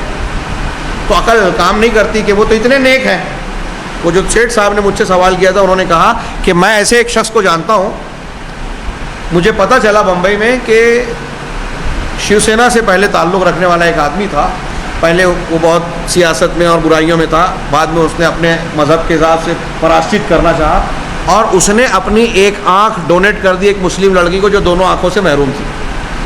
وہ کہنے لگے کہ میں دل میں سوچتا ہوں کہ مجھے اگر کوئی کہے کہ میری ایک آنکھ دے دو تو میں سوچتا ہوں نہیں دے پاؤں گا، اس کافر مشرک نے دے دیا تو وہ جہنم میں جائے گا، میں جنت میں جاؤں گا، ایسا کیسے؟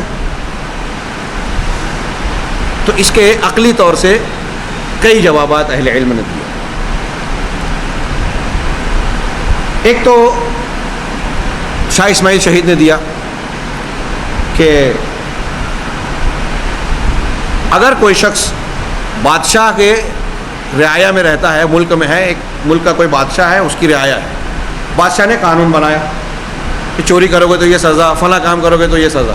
اب اس کی رعایا میں کا ایک شخص جو ہے چوری کرتا ہے یا کوئی گناہ کرتا ہے جو بادشاہ کے قانون میں قابل تعزیر و سزا ہے، اب وہ پکڑا گیا، پیش ہوا، بادشاہ سے کہا کہ معاف کر دو، میں معافی چاہتا ہوں، ایسا ہو گیا ویسا ہو گیا، مجبور تھا، جو بھی اپنا عذر پیش کیا۔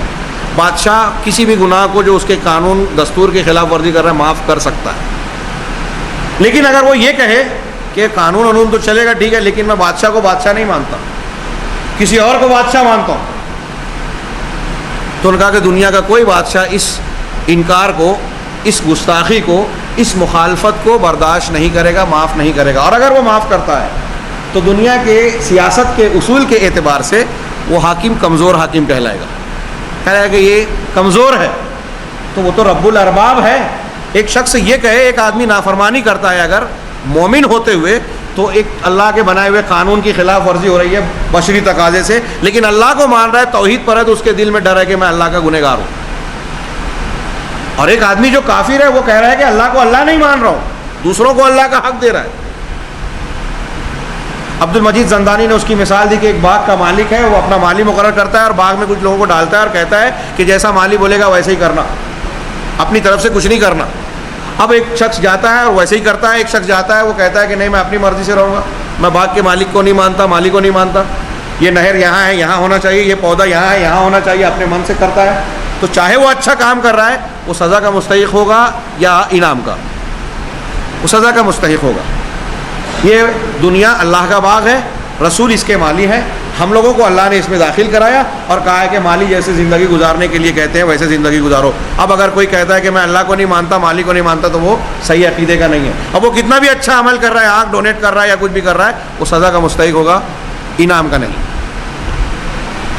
آپ کی بیوی ہے، بہت خوبصورت ہے، بہت اچھی ہے، مال والی ہے، علم والی ہے، ہنر والی ہے، سب کچھ ہے، اگر وہ آپ سے زبان درازی کر لے، کوئی نافرمانی کر لے تو آپ معاف کر سکتے ہیں، لیکن آپ سے بے وفائی کرے، آپ کی بجائے کسی دوسرے مرد سے تعلق رکھے، تو تمام تر خوبیوں کے باوجود آپ اسے برداشت نہیں کریں، کیونکہ آپ کی غیرت کے خلاف یہ بات ہوگی۔ اللہ تبارک و تعالیٰ کا حق کسی اور کو دیا جائے، یہ اللہ تبارک و تعالیٰ کی غیرت کے خلاف بات ہے۔ اگر اللہ مشرک کو معاف کر دے تو یہ اللہ کے لیے عیب کی بات ہے۔ تو اللہ تبارک و تعالیٰ نے فرمایا اسی لیے کہ جو دنیا میں لوگ عمل کر رہے ہیں، یہ کافر مشرک، کوئی آنکھ ڈونیشن کر رہا ہے، کوئی کروڑوں روپیہ خرچ کر رہا ہے، کوئی کسی کو کوئی مالی مدد کر رہا ہے، اگر یہ عمل کر بھی رہے ہیں تو فجعلناہ ھباء منثورا، ہم اس کو بکھرے ہوئے غبار بنا دیں گے قیامت کے دن۔ ان کے ان اعمال صالحہ جو بظاہر آپ کو نیکی نظر آ رہے ہیں، قیامت کے دن کا کوئی طاقت، کوئی وزن نہیں ہوگا۔ اس قسم کے اور بھی متعدد نصوص ہیں، یہ دو تین پر میں نے اکتفا کیا۔ اگلا نقطہ ہے تقدیر کے منکر کے بارے میں حضرت عبداللہ ابن عمر کا بیان۔ یہ صحیح مسلم میں یہ روایت ہے، والذی نفسی بیدی، والذی نفس ابن عمر، والذی نفس ابن عمر بیدی، اس ذات کی قسم جس کے ہاتھ میں ابن عمر کی جان ہے، لو کان لأحدہم مثل احد ذهبا ثم انفقه فی سبیل اللہ، اگر ان میں سے کسی ایک کے پاس احد کے پہاڑ کی طرح اس کے مثل سونا ہو جائے اور اسے اللہ کے راستے میں خرچ کر دے، ما قبلہ اللہ منہ، یہ میرے جو ابھی میں نے سوال کا جواب دیا اس کا جواب قرآن و حدیث کی روشنی میں ابن عمر نے دیا کہ اللہ تعالیٰ اس کے اس احد پہاڑ کے مثل صدقے کو، خرچ کو قبول نہیں فرمائے گا، حتیٰ یہاں تک کہ وہ تقدیر پر ایمان لے آئے۔ اس کا شان ورود یہ ہے، صحیح مسلم کی روایت میں پہلے کے حصے میں ہی بیان کیا گیا ہے کہ حضرت عبداللہ ابن عمر کے پاس ایک شخص آیا بصرہ سے، غالباً حج کے موقع پر، اور اس نے کہا کہ ہمارے بصرہ شہر میں ایک آدمی پیدا ہوا ہے جس کا نام ہے معبد جوہنی. یہ معبد جوہنی قدریہ ایک فرقہ ہے, تقدیر کا انکار کرنے والے, سمجھ لیجئے کہ ان کا بانی اور سرغنہ ہے.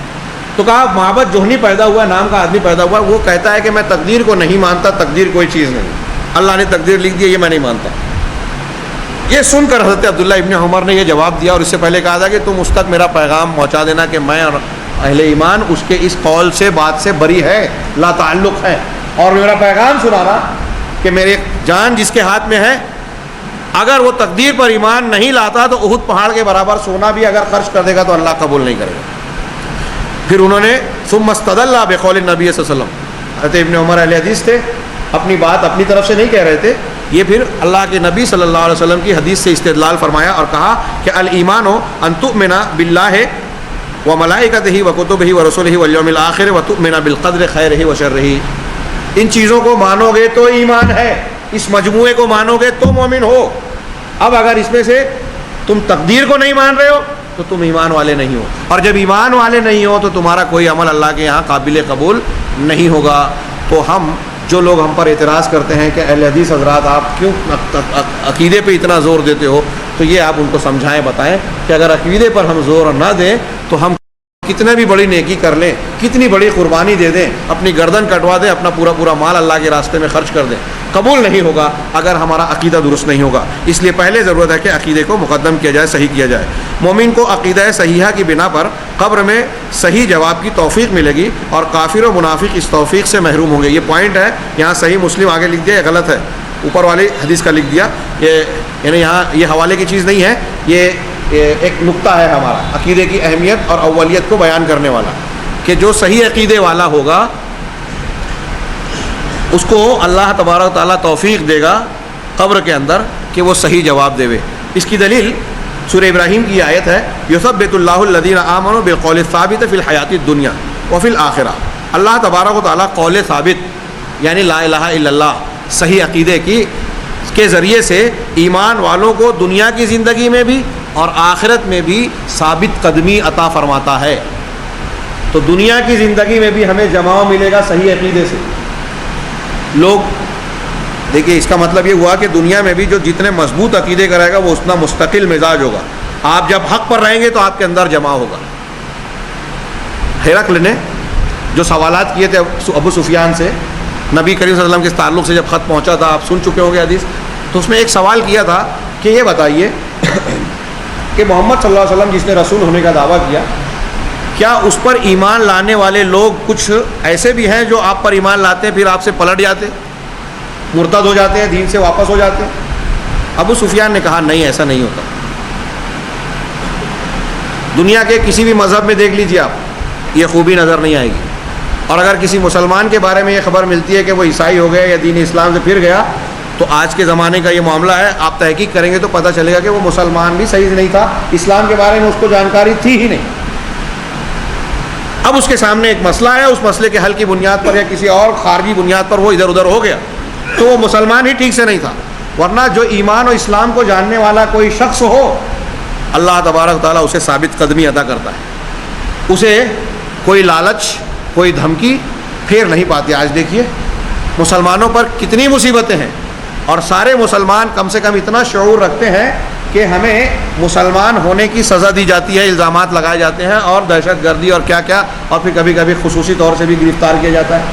لیکن ان گرفتار لوگوں میں سے کتنے لوگوں نے اس گرفتاری سے بچنے کے لیے اپنا دین چھوڑ دیا کہ ان کو ثابت قدمی ملتی ہے.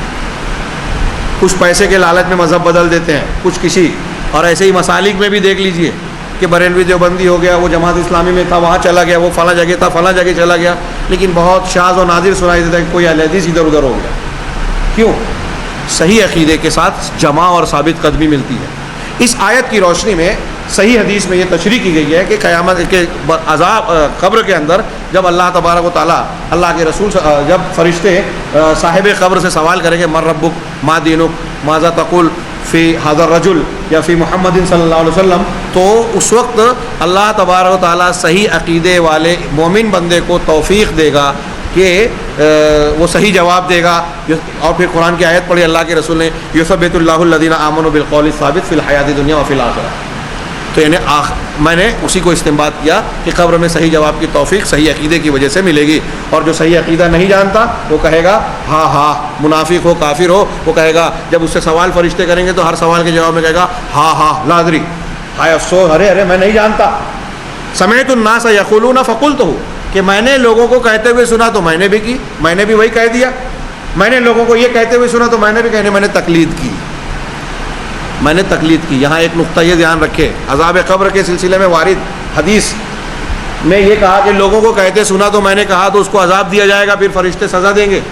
اور اوپر جو میں نے آیت پڑھی پہلے شروع میں کہ جب اللہ نے آدم کی پیٹھ سے روحوں کو نکالا اور یہ عہد و پیمان لیا، اس آیت کی روشنی میں اور جو حدیثیں ہیں اس کی روشنی میں یہ نقطہ نوٹ کرنے والا ہے کہ مقلدین کے یہاں بھی اس بات کو مانا جاتا ہے کہ عقیدے کے سلسلے میں تقلید جائز نہیں ہے، عقیدے کے سلسلے میں تقلید نہیں کی جائے گی، بلکہ احناف جو کہتے ہیں کہ ماتریدیہ اور اشعریہ ہے وہ عقیدے میں، جو کل آئے گی بحث، تو ماتریدیہ اور اشعریہ کے نزدیک یہ ایک عقیدہ تھوڑے سے اختلاف کے ساتھ کہ اگر کوئی مسلمان بچہ ہے، بچہ ابھی شعور کو آیا ہے، بڑا بالغ نہیں ہوا ہے، تو اس کو عقلی طور سے اللہ تبارک و تعالیٰ کی توحید کو سمجھنا اور ماننا ضروری ہے۔ تو پہلے غور کرنا ضروری ہے، پھر ایمان لانا ضروری ہے۔ تو کل آئے گی بحث، ہم یہ کہتے ہیں کہ ڈائریکٹ شہادتین ضروری ہے پہلے، وہ یہ کہتے ہیں کہ نہیں، پہلے غور کرنا ضروری ہے، ماتریدیہ اور اشعریہ۔ اور مقلدین کے یہاں امام قرطبی، علامہ قرطبی صاحب احکام القرآن والے مالکی مسلک کے مقلد کہلاتے ہیں، انہوں نے اس آیت کی تشریح میں یہ نتیجہ نکالا کہ اس آیت سے پتہ چلتا ہے آگے کا، تاکہ قیامت کے دن کوئی یہ نہ کہہ سکے کہ ہمارے باپ دادا نے ایسا کیا تھا تو اے اللہ تو ان کی وجہ سے ہمیں کیوں سزا دیتا ہے، یعنی مشرک قیامت کے دن باپ دادا کا حوالہ نہیں دے سکتا۔ تو اس سے استدلال کرتے ہوئے علماء نے کہا کہ اس سے معلوم ہوا کہ عقیدے میں تقلید جائز نہیں چلے گی، آپ اللہ کو یہ جواب نہیں دے سکتے کہ فلاں نے کیا تھا تو میں نے کیا۔ امام قرطبی نے بھی کیا، اور یہ دین حق یا کون سی کتاب ہے بریلویوں کی، میں بھول رہا ہوں نام، بڑی مشہور، جعل حق میں اس کے مصنف نے بھی یہ بات لکھی ہے کہ عقیدے میں تقلید جائز نہیں ہے، اور علماء احناف میں بھی بہت سارے لوگوں نے اس بات کا اعتراف کیا ہے، جس سے یہ پتہ چلتا ہے کہ آپ کے یہاں بھی اس بات کا اعتراف ہے کہ عقیدے کو اولیت دینی چاہیے، اور ایک عام انسان کو بھی عقیدہ جو ہے قرآن و حدیث کی دلیلوں سے سمجھنا چاہیے، اس میں تقلید جائز نہیں ہے۔ اللہ کی مغفرت، آگے دیکھیے کہ اللہ کی مغفرت اور شفاعت کی اجازت صحیح عقیدے پر منحصر ہے۔ یہ بہت مشہور آیت ہے، ان اللہ لا یغفر ان یشرک بہ ویغفر ما دون ذلک لمن یشاء، سورہ نساء میں آیت نمبر 48 میں بھی اللہ نے فرمایا ہے، اور آیت نمبر 116 میں بھی فرمایا ہے کہ اللہ شرک کو معاف نہیں کرے گا کہ اس کے ساتھ شریک ٹھہرایا جائے، اس کے علاوہ جسے چاہے گا بخش دے گا۔ یہ آیت کیا کافی نہیں ہے اس بات کو ثابت کرنے کے لیے کہ انسان کو سب سے پہلے سب سے زیادہ اہمیت دینی چاہیے عقیدہ صحیحہ سیکھنے پر، غلط عقیدے سے بچنے پر۔ اس کے بعد ما کان للنبی والذین آمنوا ان یستغفروا للمشرکین، نبی کے لیے اور مومنوں کے لیے جائز نہیں ہے، روا نہیں ہے کہ وہ مشرکین کے لیے مغفرت طلب کریں، بخشش کی دعا کرنا جائز نہیں ہے مشرکین کے لیے، اگرچہ وہ قریبی رشتہ دار ہی کیوں نہ ہو، اس بات کے واضح ہو جانے کے بعد کہ وہ جہنمی ہے، اصحاب جہنم ہے۔ قرآن کی یہ آیت آپ جانتے ہیں، اس کا پس منظر بخاری مسلم کی حدیثوں میں ہے کہ اس کو اہل علم نے بیان کیا، اسی وقت نازل نہیں ہوئی تھی جب ابو طالب کا واقعہ پیش آیا تھا، لیکن لوگوں نے کہا کہ ابو طالب کے بارے میں نازل ہوئی۔ اللہ کے رسول صلی اللہ علیہ وسلم نے جب ان سے کہا کہ آخری وقت ہے، کلمہ پڑھ لو، میں اللہ کے پاس حجت پیش کروں گا، تو ابو جہل اور ابن ابی امیہ نے کہا کہ ارے کیا آپ عبد المطلب کے دین سے پھر جائیں گے؟ یہ دونوں اپنی اپنی بات کہتے رہے، یہاں تک کہ عبد المطلب نے کہا کہ ابو طالب نے کہا کہ میں اپنے باپ کے دین پر رہوں گا۔ یہ نہیں، دوسری روایتوں میں یہ بھی ہے کہ مجھے یہ عار محسوس ہو رہا ہے کہ لوگ کہیں گے کہ اپنے دین سے، اپنے باپ دادا کے دین سے پھر گیا، اور اسی پر مر گئے۔ اللہ کے رسول نے کہا کہ میں آپ کے لیے مغفرت کی دعا کروں گا، تو قرآن کی یہ آیت نازل ہوئی اور آپ کو منع کیا گیا کہ نبی اور کوئی مسلمان، نبی بھی کسی مشرک کے لیے دعا نہیں کر سکتا۔ اس سے معلوم ہوا کہ بدعقیدہ انسان کے لیے مغفرت کی دعا کسی مومن کے لیے جائز نہیں ہے۔ اگر ہمارا کوئی سگا بھائی ہے، ہمارے والد ہے، انتقال کر گئے وہ کفر اور شرک پر، تو ہم ان کے لیے مغفرت کی دعا نہیں کر سکتے۔ کتنی بڑی بات ہے۔ نبی کریم صلی اللہ علیہ وسلم کے پاس صحیح مسلم کی حدیث ہے، کتاب الایمان میں، ایک شخص آیا اور کہا میرے والد کہاں ہیں؟ تو کہا جہنم میں۔ وہ مایوس ہو کے، رنجیدہ ہو کے جانے لگے، واپس بلایا اور کہا کہ ان ابی و اباک کلاہما فی النار، میرے والد اور تمہارے والد دونوں جہنم میں۔ اللہ کے نبی صلی اللہ علیہ وسلم صحابہ کی ایک جماعت کے ساتھ صحیح حدیث ہے، البانی صاحب نے اسے صحیح کہا ہے، طبرانی اور دوسری حدیث کی کتابوں میں ہے، صحابہ کی ایک جماعت کے ساتھ ایک جگہ اترے، بعض روایتوں میں ہے کہ اپنی والدہ کی قبر کے پاس، اور آپ رونے لگے۔ حضرت عمر فاروق کھڑے ہوئے اور کہا کہ میرے ماں باپ آپ پر فدا، کس چیز نے آپ کو رلا دیا، کیا بات ہے؟ کہا کوئی بات نہیں عمر، بات یہ ہے کہ میں نے اللہ تعالیٰ سے یہ دعا مانگی کہ اللہ تعالیٰ میں اپنی والدہ کے لیے مغفرت کی دعا طلب کروں تو مجھے اجازت نہیں دی گئی، اور یہ اجازت مانگی کہ مجھے ان کی قبر کی زیارت کی اجازت دی گئی تو اس کی اجازت دے دی گئی، تو مجھے مغفرت کی دعا مانگنے سے جو اجازت نہیں دی گئی اس بارے میں والدہ کے سلسلے میں جہنم کی عذاب کو سوچ کر میری آنکھوں میں آنسو آ گئے۔ ماں تھی، غور کیجئے کہ نبی اپنے والدین کے لیے، اپنے سگے چچا کے لیے جنہوں نے زندگی میں مختلف معاملات میں، دنیاوی امور میں، بلکہ دعوت کے میدان میں آپ کے ساتھ دیا تھا، کئی مقامات پر دنیاوی اعتبار سے پشت پناہی کی ساتھ دیا، شیب ابی طالب میں اور مختلف موقعوں پر، ان کے لیے چونکہ شرک پر مرے تھے مغفرت کی دعا کی اجازت نہیں ملی، تو پھر آخرت میں سفارش کی اجازت مل سکتی ہے؟ عقیدے کو درست کرنے کے لیے اس سے بڑھ کر انسان کو دہلا دینے والی چیز کیا ہو سکتی ہے کہ ما کان للنبی، یہ والی آیت، اس کے بعد ایک حدیث میں نے نقل کی کہ حضرت ابو ہریرہ رضی اللہ تعالیٰ عنہ کا نے سوال کیا، من اسعد الناس بشفاعتک یا رسول اللہ، اے اللہ کے رسول قیامت کے دن آپ کی سفارش کا سب سے زیادہ سعادت مند اور حقدار کون ہوگا؟ بعض روایتوں میں وضاحت میں ہے کہ اللہ کے رسول نے کہا کہ مجھے امید تھی کہ ابو ہریرہ تمہارا جو علم کا شوق ہے تم ہی یہ مجھ سے سوال کرو، اور پھر آپ نے جو جواب دیا وہ یہ تھا کہ من قال لا الہ الا اللہ خالصا من قلبہ، میری سفارش اس کو ملے گی جو لا الہ الا اللہ کہے، لیکن رسمی طور سے نہیں، اداکاری کے اعتبار سے نہیں، معنی کو سمجھے بغیر نہیں، لا الہ الا اللہ کہے اور مخالفت کرے، عقیدے اور عمل میں اس کے مخالفت کرے، ایسے نہیں، بلکہ خالصا من قلبہ، اپنے دل کے خلوص کے ساتھ یہ مانے کہ لا الہ الا اللہ یعنی اللہ کے سوا کوئی معبود برحق نہیں ہے، اس کو نبی کریم صلی اللہ علیہ وسلم کی شفاعت نصیب ہوگی۔ مسلم شریف کی بھی ایک حدیث ہے، میں نے طوالت کے خوف سے اسے نقل نہیں کیا، اس کی طرف صرف اشارہ کیا ہے، یہ جو غلط چھپا انا، مسلم شریف کہتے ہیں کہ انا لکل نبی دعوت مستجاب، لکل نبی یہ نہیں ان کر دیا ہے، نبی ہر نبی کی کچھ نہ ایک دعوت مستجاب، یعنی ایسی دعا اللہ نے دی تھی جس کو وہ قبول فرمائے، تو اللہ کے رسول نے اس مسلم شریف کے حدیث میں فتعجل کل نبی دعوتہ، کہ ہر نبی نے دنیا ہی میں اپنی دعا مانگ لی جو اللہ نے ان کو حق دیا تھا، دنیا میں اجلت کر لی اور مانگ لی، لیکن میں نے اپنی امت کے لیے اپنی دعا کو چھپا کر رکھا ہے قیامت کے دن کے لیے، شفاعتاً لامتی، اپنی امت کی سفارش کے لیے۔ اس سے نبی کریم صلی اللہ علیہ وسلم کا اپنی امت کے حق میں احسان دیکھیے، شفقت اور رحمت دیکھیے کہ کتنے شفیق ہیں امت کے حق میں، کہ آپ نے کہا کہ میں نے کوئی دعا نہیں مانگی، اس کو چھپا لیا جو اللہ نے مجھے دی تھی، قیامت کے دن اپنی امت کی سفارش کے لیے بچا رکھا۔ تو اب اللہ کے رسول نے اس میں آگے فرمایا کہ انشاءاللہ میری یہ سفارش میری امت کے ہر اس شخص کو ملے گی جس نے اللہ کے ساتھ شرک نہ کیا، یعنی عقیدہ صحیح ہوگا اور دوسرے گناہ کا اگر مرتکب ہوگا تو اللہ کے رسول کی سفارش ملے گی، ورنہ نہیں ملے گی۔ اس ضمن میں حضرت ابراہیم علیہ السلام کا اپنے باپ کو، نوح علیہ السلام کا اپنے بیٹے کو، لوط علیہ السلام، حضرت ابراہیم اپنے باپ کو، نوح علیہ السلام اپنے بیٹے کو، لوط اپنی بیوی کو نہیں بچا سکیں گے۔ کیوں نہیں بچا سکیں گے؟ اس لیے کہ یہ مشرک اور کافر تھے، بدعقیدہ تھے، برے عقیدے کے ہونے کی وجہ سے ابراہیم علیہ السلام اعلیٰ ترین خلیل الرحمن، اعلیٰ ترین مقام پر فائز ہونے کے باوجود باپ کو نہیں بچا پائیں گے۔ حدیث میں ہے کہ ان کے سامنے ان کو آزر سفارش کریں گے کہ میرے اہل کو اللہ تو رسوا نہیں کرے گا، ایسا وعدہ کیا تھا، تو کہا یہ تمہارے اہل نہیں ہے۔ حضرت ابراہیم پلٹیں گے تو آزر جو ہے وہ ایک بجو کی شکل میں خون کی گندگی میں لت پت ہوں گے، فرشتے اٹھا کر جہنم میں ڈال دیں گے، جبکہ وہ آ کر درخواست کریں گے ابراہیم دنیا میں نے تمہاری بات نہیں مانی تھی، آج مانوں گا، اپنے رب سے کہو مجھے آج بچا لے جہنم کے آگ سے۔ لیکن حضرت ابراہیم سفارش بھی کرنا چاہیں گے، روک دیا جائے گا، دنیا میں بھی انہوں نے دعا کی تو روک دیا گیا۔ تو ابراہیم علیہ السلام جب اپنے باپ کو نہیں بچا سکے شرک کی وجہ سے، تو دنیا میں کوئی انسان اگر شرک کرتا ہے تو کوئی بزرگ، کوئی شخص اس کو کیسے بچا سکتا ہے؟ تو نہ دنیا میں دعا کی جا سکتی ہے، نہ آخرت میں سفارش، نہ وہ اللہ کی مغفرت کا مستحق ہوگا۔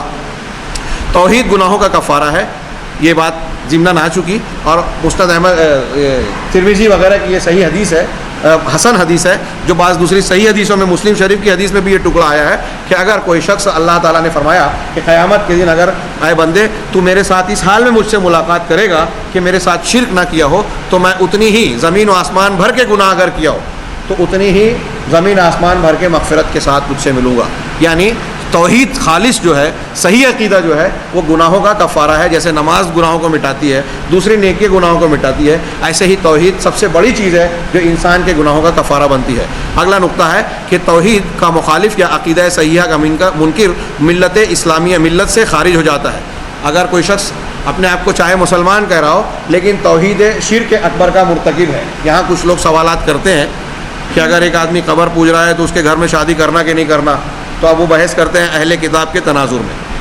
تو وہ ایک دوسری بحث، فقہی بحث ہو سکتی ہے، لیکن یہ تو طے ہے کہ شرک اکبر کا کرنے والا انسان ملت سے خارج ہو جاتا ہے، اسلام کے لا الہ الا اللہ کے ماننے والوں کے دائرے سے باہر ہو جاتا ہے. دلیل بہت سی ہے. یہاں ایک دلیل سورہ توبہ کی آیت ہے فَإِذَا انْسَلَخَ الْأَشْهُرُ الْحُرُمُ فَاقْتُلُوا الْمُشْرِكِينَ. یہاں اشارہ ہے اس بات کا کہ اللہ تبارک و تعالیٰ نے اشہر حرم کے گزر جانے کے بعد مشرکین کے قتل کرنے کا حکم دیا، مشرکین کے قتل کرنے کا حکم دیا. اور قتل مشرک کا کیا جاتا ہے. کسی مسلمان کے لیے مسلمان کو قتل کرنا جائز نہیں ہے. لہٰذا جب ایک آدمی مشرک ہوگا، اس آیت سے استدلال میں یہ کر رہا ہوں کہ مشرک ہوگا تو قتل کیا جا سکتا. اس کا مطلب یہ ہوا کہ توحید کا مخالف مشرک ہو جاتا ہے، اور جو مشرک ہو جاتا ہے شرک کرنے والا تو ملت سے خارج ہو جاتا ہے. ایسی کئی حدیثیں ہیں بخاری مسلم میں کہ جو شخص لا الہ الا اللہ کہے، ایمانیات کو مان لے، تو اس نے اپنی جان اور مال کو مجھ سے محفوظ کر لیا. مشرک کا مسلمان عورت سے شادی کرنا حرام ہے. سورہ بقرہ کی آیت ہے، آگے پیچھے دونوں پہلو پیش کیے گئے ہیں، اس کا میں نے ایک ٹکڑا نقل کیا. وَلَا تُنْكِحُوا الْمُشْرِكِينَ حَتَّىٰ يُؤْمِنُوا. اپنی عورتوں کا نکاح مشرکین سے نہ کرو. مخاطب اولیاء ہیں، اور کہا گیا کہ مشرکین سے نہ کرو حتیٰ یؤمنوا، یہاں تک کہ وہ ایمان لے آئیں. اس کا مطلب یہ ہوا کہ اگر کسی انسان کے اندر شرک کی صفت موجود ہے تو ہمارے لیے جائز نہیں کہ کسی مومنہ مسلمان خاتون کا نکاح اس سے کریں. یہ مضمون اور بھی کئی جگہ ہے. سورہ نور کے آغاز میں زانی زانیہ سے یا مشرکہ سے نکاح کرتا ہے، زانیہ مشرک زانی سے اور مشرک سے نکاح کرتا ہے. یہ ذکر کرنے کے بعد خبر بمانا امر کو بیان کر کے اللہ نے آگے فرمایا وَحُرِّمَ ذَلِكَ عَلَى الْمُؤْمِنِينَ. مومنوں پر یہ چیز حرام ہے. کیا حرام ہے؟ کہ کسی مشرکہ یا کھلے زنا کرنے والی سے شادی کرے. تو اگر کوئی شخص شرک اور کفر کا ارتکاب کرتا ہے تو کسی مسلمان سے اس کا شادی کرنا حرام ہے. وہ ولا اور برا کی بنیاد عقیدہ ہے. ولا برا یہ عقیدے کی کتابوں میں ایک اصطلاح ہے. اس کا بہت استعمال کیا جاتا ہے کتابوں میں. ہمارے یہاں لوگ سمجھتے ہیں کہ نہیں، کسی سے رشتہ تعلق جوڑنا اور کسی سے رشتہ کاٹنا. ولا مانے جوڑنا، تعلق ولایت، اور برا مانے براءت کا اظہار کرنا، لا تعلقی کا اظہار کرنا. قرآن و حدیث کی ایسی بہت سی دلیلیں ہیں. انبیاء اور صحابہ کرام کا کردار اس پر دلیل ہے کہ مسلمان کا تعلق ایمان کی بنیاد پر ہوگا، صحیح عقیدے کی بنیاد پر ہوگا، اور مسلمان کی دشمنی اور لا تعلقی ایمان اور صحیح عقیدے کی بنیاد پر ہوگی. آپ نے بدر اور احد کے واقعات بارہا سنائے ہوں گے لوگوں کو، جس میں ہے کہ حضرت عمر فاروق نے اپنے سگے ماموں کی گردن کاٹی جب مقابلے میں آئے. اسی طریقے سے حضرت ابو عبیدہ بن جراح نے اپنے سگے باپ کو قتل کر دیا. حضرت مصعب بن عمیر نے دیکھا کہ ایک انصاری صحابی ان کے سگے بھائی کو باندھ رہے ہیں، تو کہا حبیب بن عمیر کو کہ یہ تم اس کو اچھی طرح باندھنا، ان کی والدہ بہت مالدار ہے، تم کو فدیہ اچھا ملے گا. تو حبیب نے کہا کہ مصعب تم میرے بھائی ہوتے ہوئے میرے بارے میں تم یہ وصیت کر تلقین کر رہے ہو. تو حضرت مصعب بن عمیر نے یہی جواب دیا تھا اور کہا تھا کہ تم میرے بھائی نہیں ہو، میرا بھائی یہ انصاری ہے. اس کی وضاحت حضرت سلمان فارسی کے جواب سے ہوتی ہے. جب کسی نے ان سے پوچھا کہ تمہارا خاندان کیا ہے، تو حضرت سلمان نے کہا تھا سلمان ابن اسلام ابن اسلام ابن اسلام. میں سلمان ہوں، اسلام کا بیٹا، اسلام کا پوتا، اسلام. تو اسلام میرا خاندان ہے، ہر مسلمان میرا رشتہ دار ہوا. تو ولا اور برا کی بنیاد اسلام ہے. دیکھیے جب مکہ میں ایمان لائے تو گھر کے بیٹے بھائی دشمن بن گئے مومنوں کے، اور وہ لوگ اس ایمان پر قائم رہے. عقیدے کی اولیت اور اہمیت کے لیے یہ بھی کافی ہے کہ صحابہ کرام نے، رسولوں نے اس ایمان کے لیے ہر چیز کی قربانی دی. گھر چھوڑا، رشتوں کو چھوڑا، اولاد چھوڑ دی، وطن چھوڑا، دولت و جائیداد کو ترک کر دیا، سب کچھ چھوڑا، اور ضرورت پڑی تو جان بھی دے دی. لیکن نہیں دیا تو عقیدہ نہیں دیا. اسے واقعات میں بیان کروں تو یہ تقریری موقع نہیں ہے، میں صرف پوائنٹس بیان کر رہا ہوں. آپ ان واقعات کو بیان کر سکتے ہیں اس ضمن میں جس میں صحابہ کرام کو لالچ دی گئی کہ تم اگر ہمارا اسلام قبول کر لو تو ہم یہ دے دیں گے. روم کے بادشاہ نے عبداللہ بن حذافہ سہمی کو کہا تھا کہ میں آدھی سلطنت دے دوں گا اور نہیں لاؤ گے تو قتل کر دیں گے، تو دھمکی دیا، لالچ دیا، سب کچھ دھمکی اور لالچ کے کسی بھی پہلو میں اسلاف نے، صحابہ نے عقیدے سے ایک بال برابر پیچھے ہٹنے کو گوارا نہیں کیا. انبیاء کا بھی یہی کردار رہا، صحابہ کرام اور سلف کا بھی یہی رہا.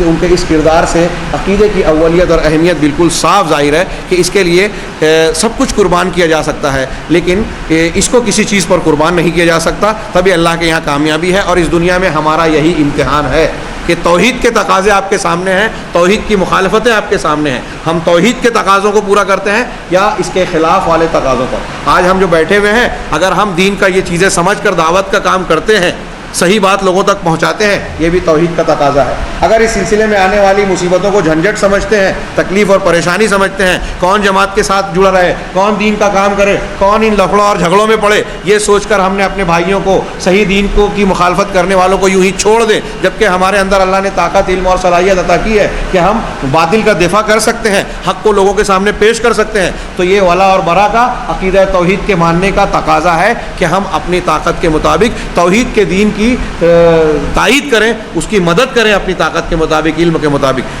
تو ولا اور برا کی بنیاد عقیدہ ہے. اللہ کے رسول صلی اللہ علیہ وسلم کا فرمان ہے، امرت ان اقاتل الناس حتى يشهدوا ان لا الہ الا اللہ ويؤمنوا بما جئت به فاذا فعلوا ذلك عصموا مني دماءهم واموالهم. یہ حدیث بہت مشہور ہے، اس قسم کی حدیثیں کئی الفاظ سے مروی ہے بخاری مسلم میں.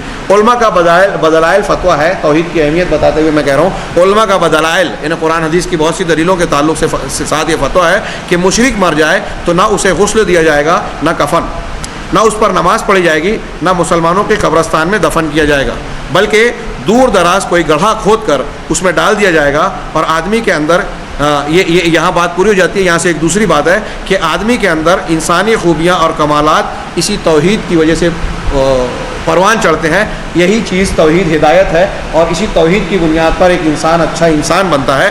لہٰذا آگے کہا کہ عقیدہ صحیح ہوگا تو انسان کی فکر و سوچ صحیح ہوگی، صحیح اور مثبت اور بہتر ہوگی. صحیح عقیدے کی بنیاد پر نیکیاں پروان چڑھتی ہیں اور برائیاں دم توڑتی ہیں. اس کی دلیل آگے آ رہی ہے.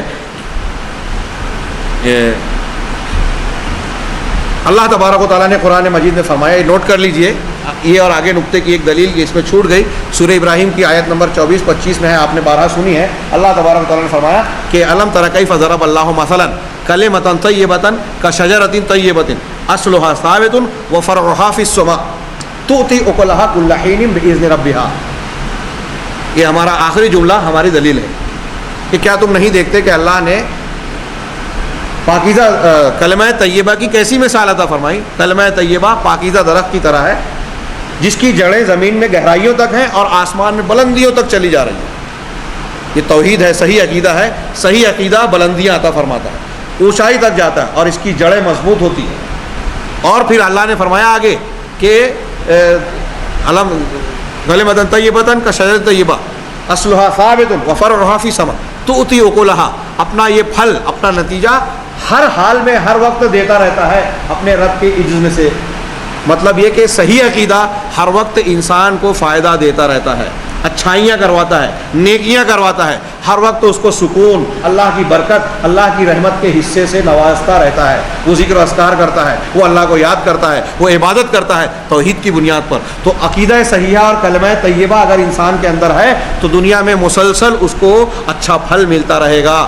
یعنی یہ عقیدے کی بہت بڑی برکت ہے کہ دنیا میں اگر ہم مسلسل برکت چاہتے ہیں. آپ دنیا میں ہم دعات اور علماء اس میدان میں کام کرنے والوں کو یہ شکایت ہوتی ہے کہ معاشی اعتبار سے ہمارے سامنے مسائل ہوتے ہیں، دنیاوی پریشانیاں ہوتی ہیں. ہمارے بچے، ہمارا گھر اور اس کی تقاضے ہم کو کبھی کبھی پاؤں میں زنجیر اور بیڑیاں لگتے ہوئے محسوس ہوتی ہے. ہمارے طلبہ بھی آخر سالوں میں اس پریشانی سے دوچار رہتے ہیں کہ اگر ہم دین کے کام میں لگ گئے، جماعت سے جڑ گئے، مسجد سے وابستہ ہو گئے تو ہمارے معاشی تقاضوں کا کیا ہوگا، ہمارے گھریلو مسائل کیسے حل ہوں گے.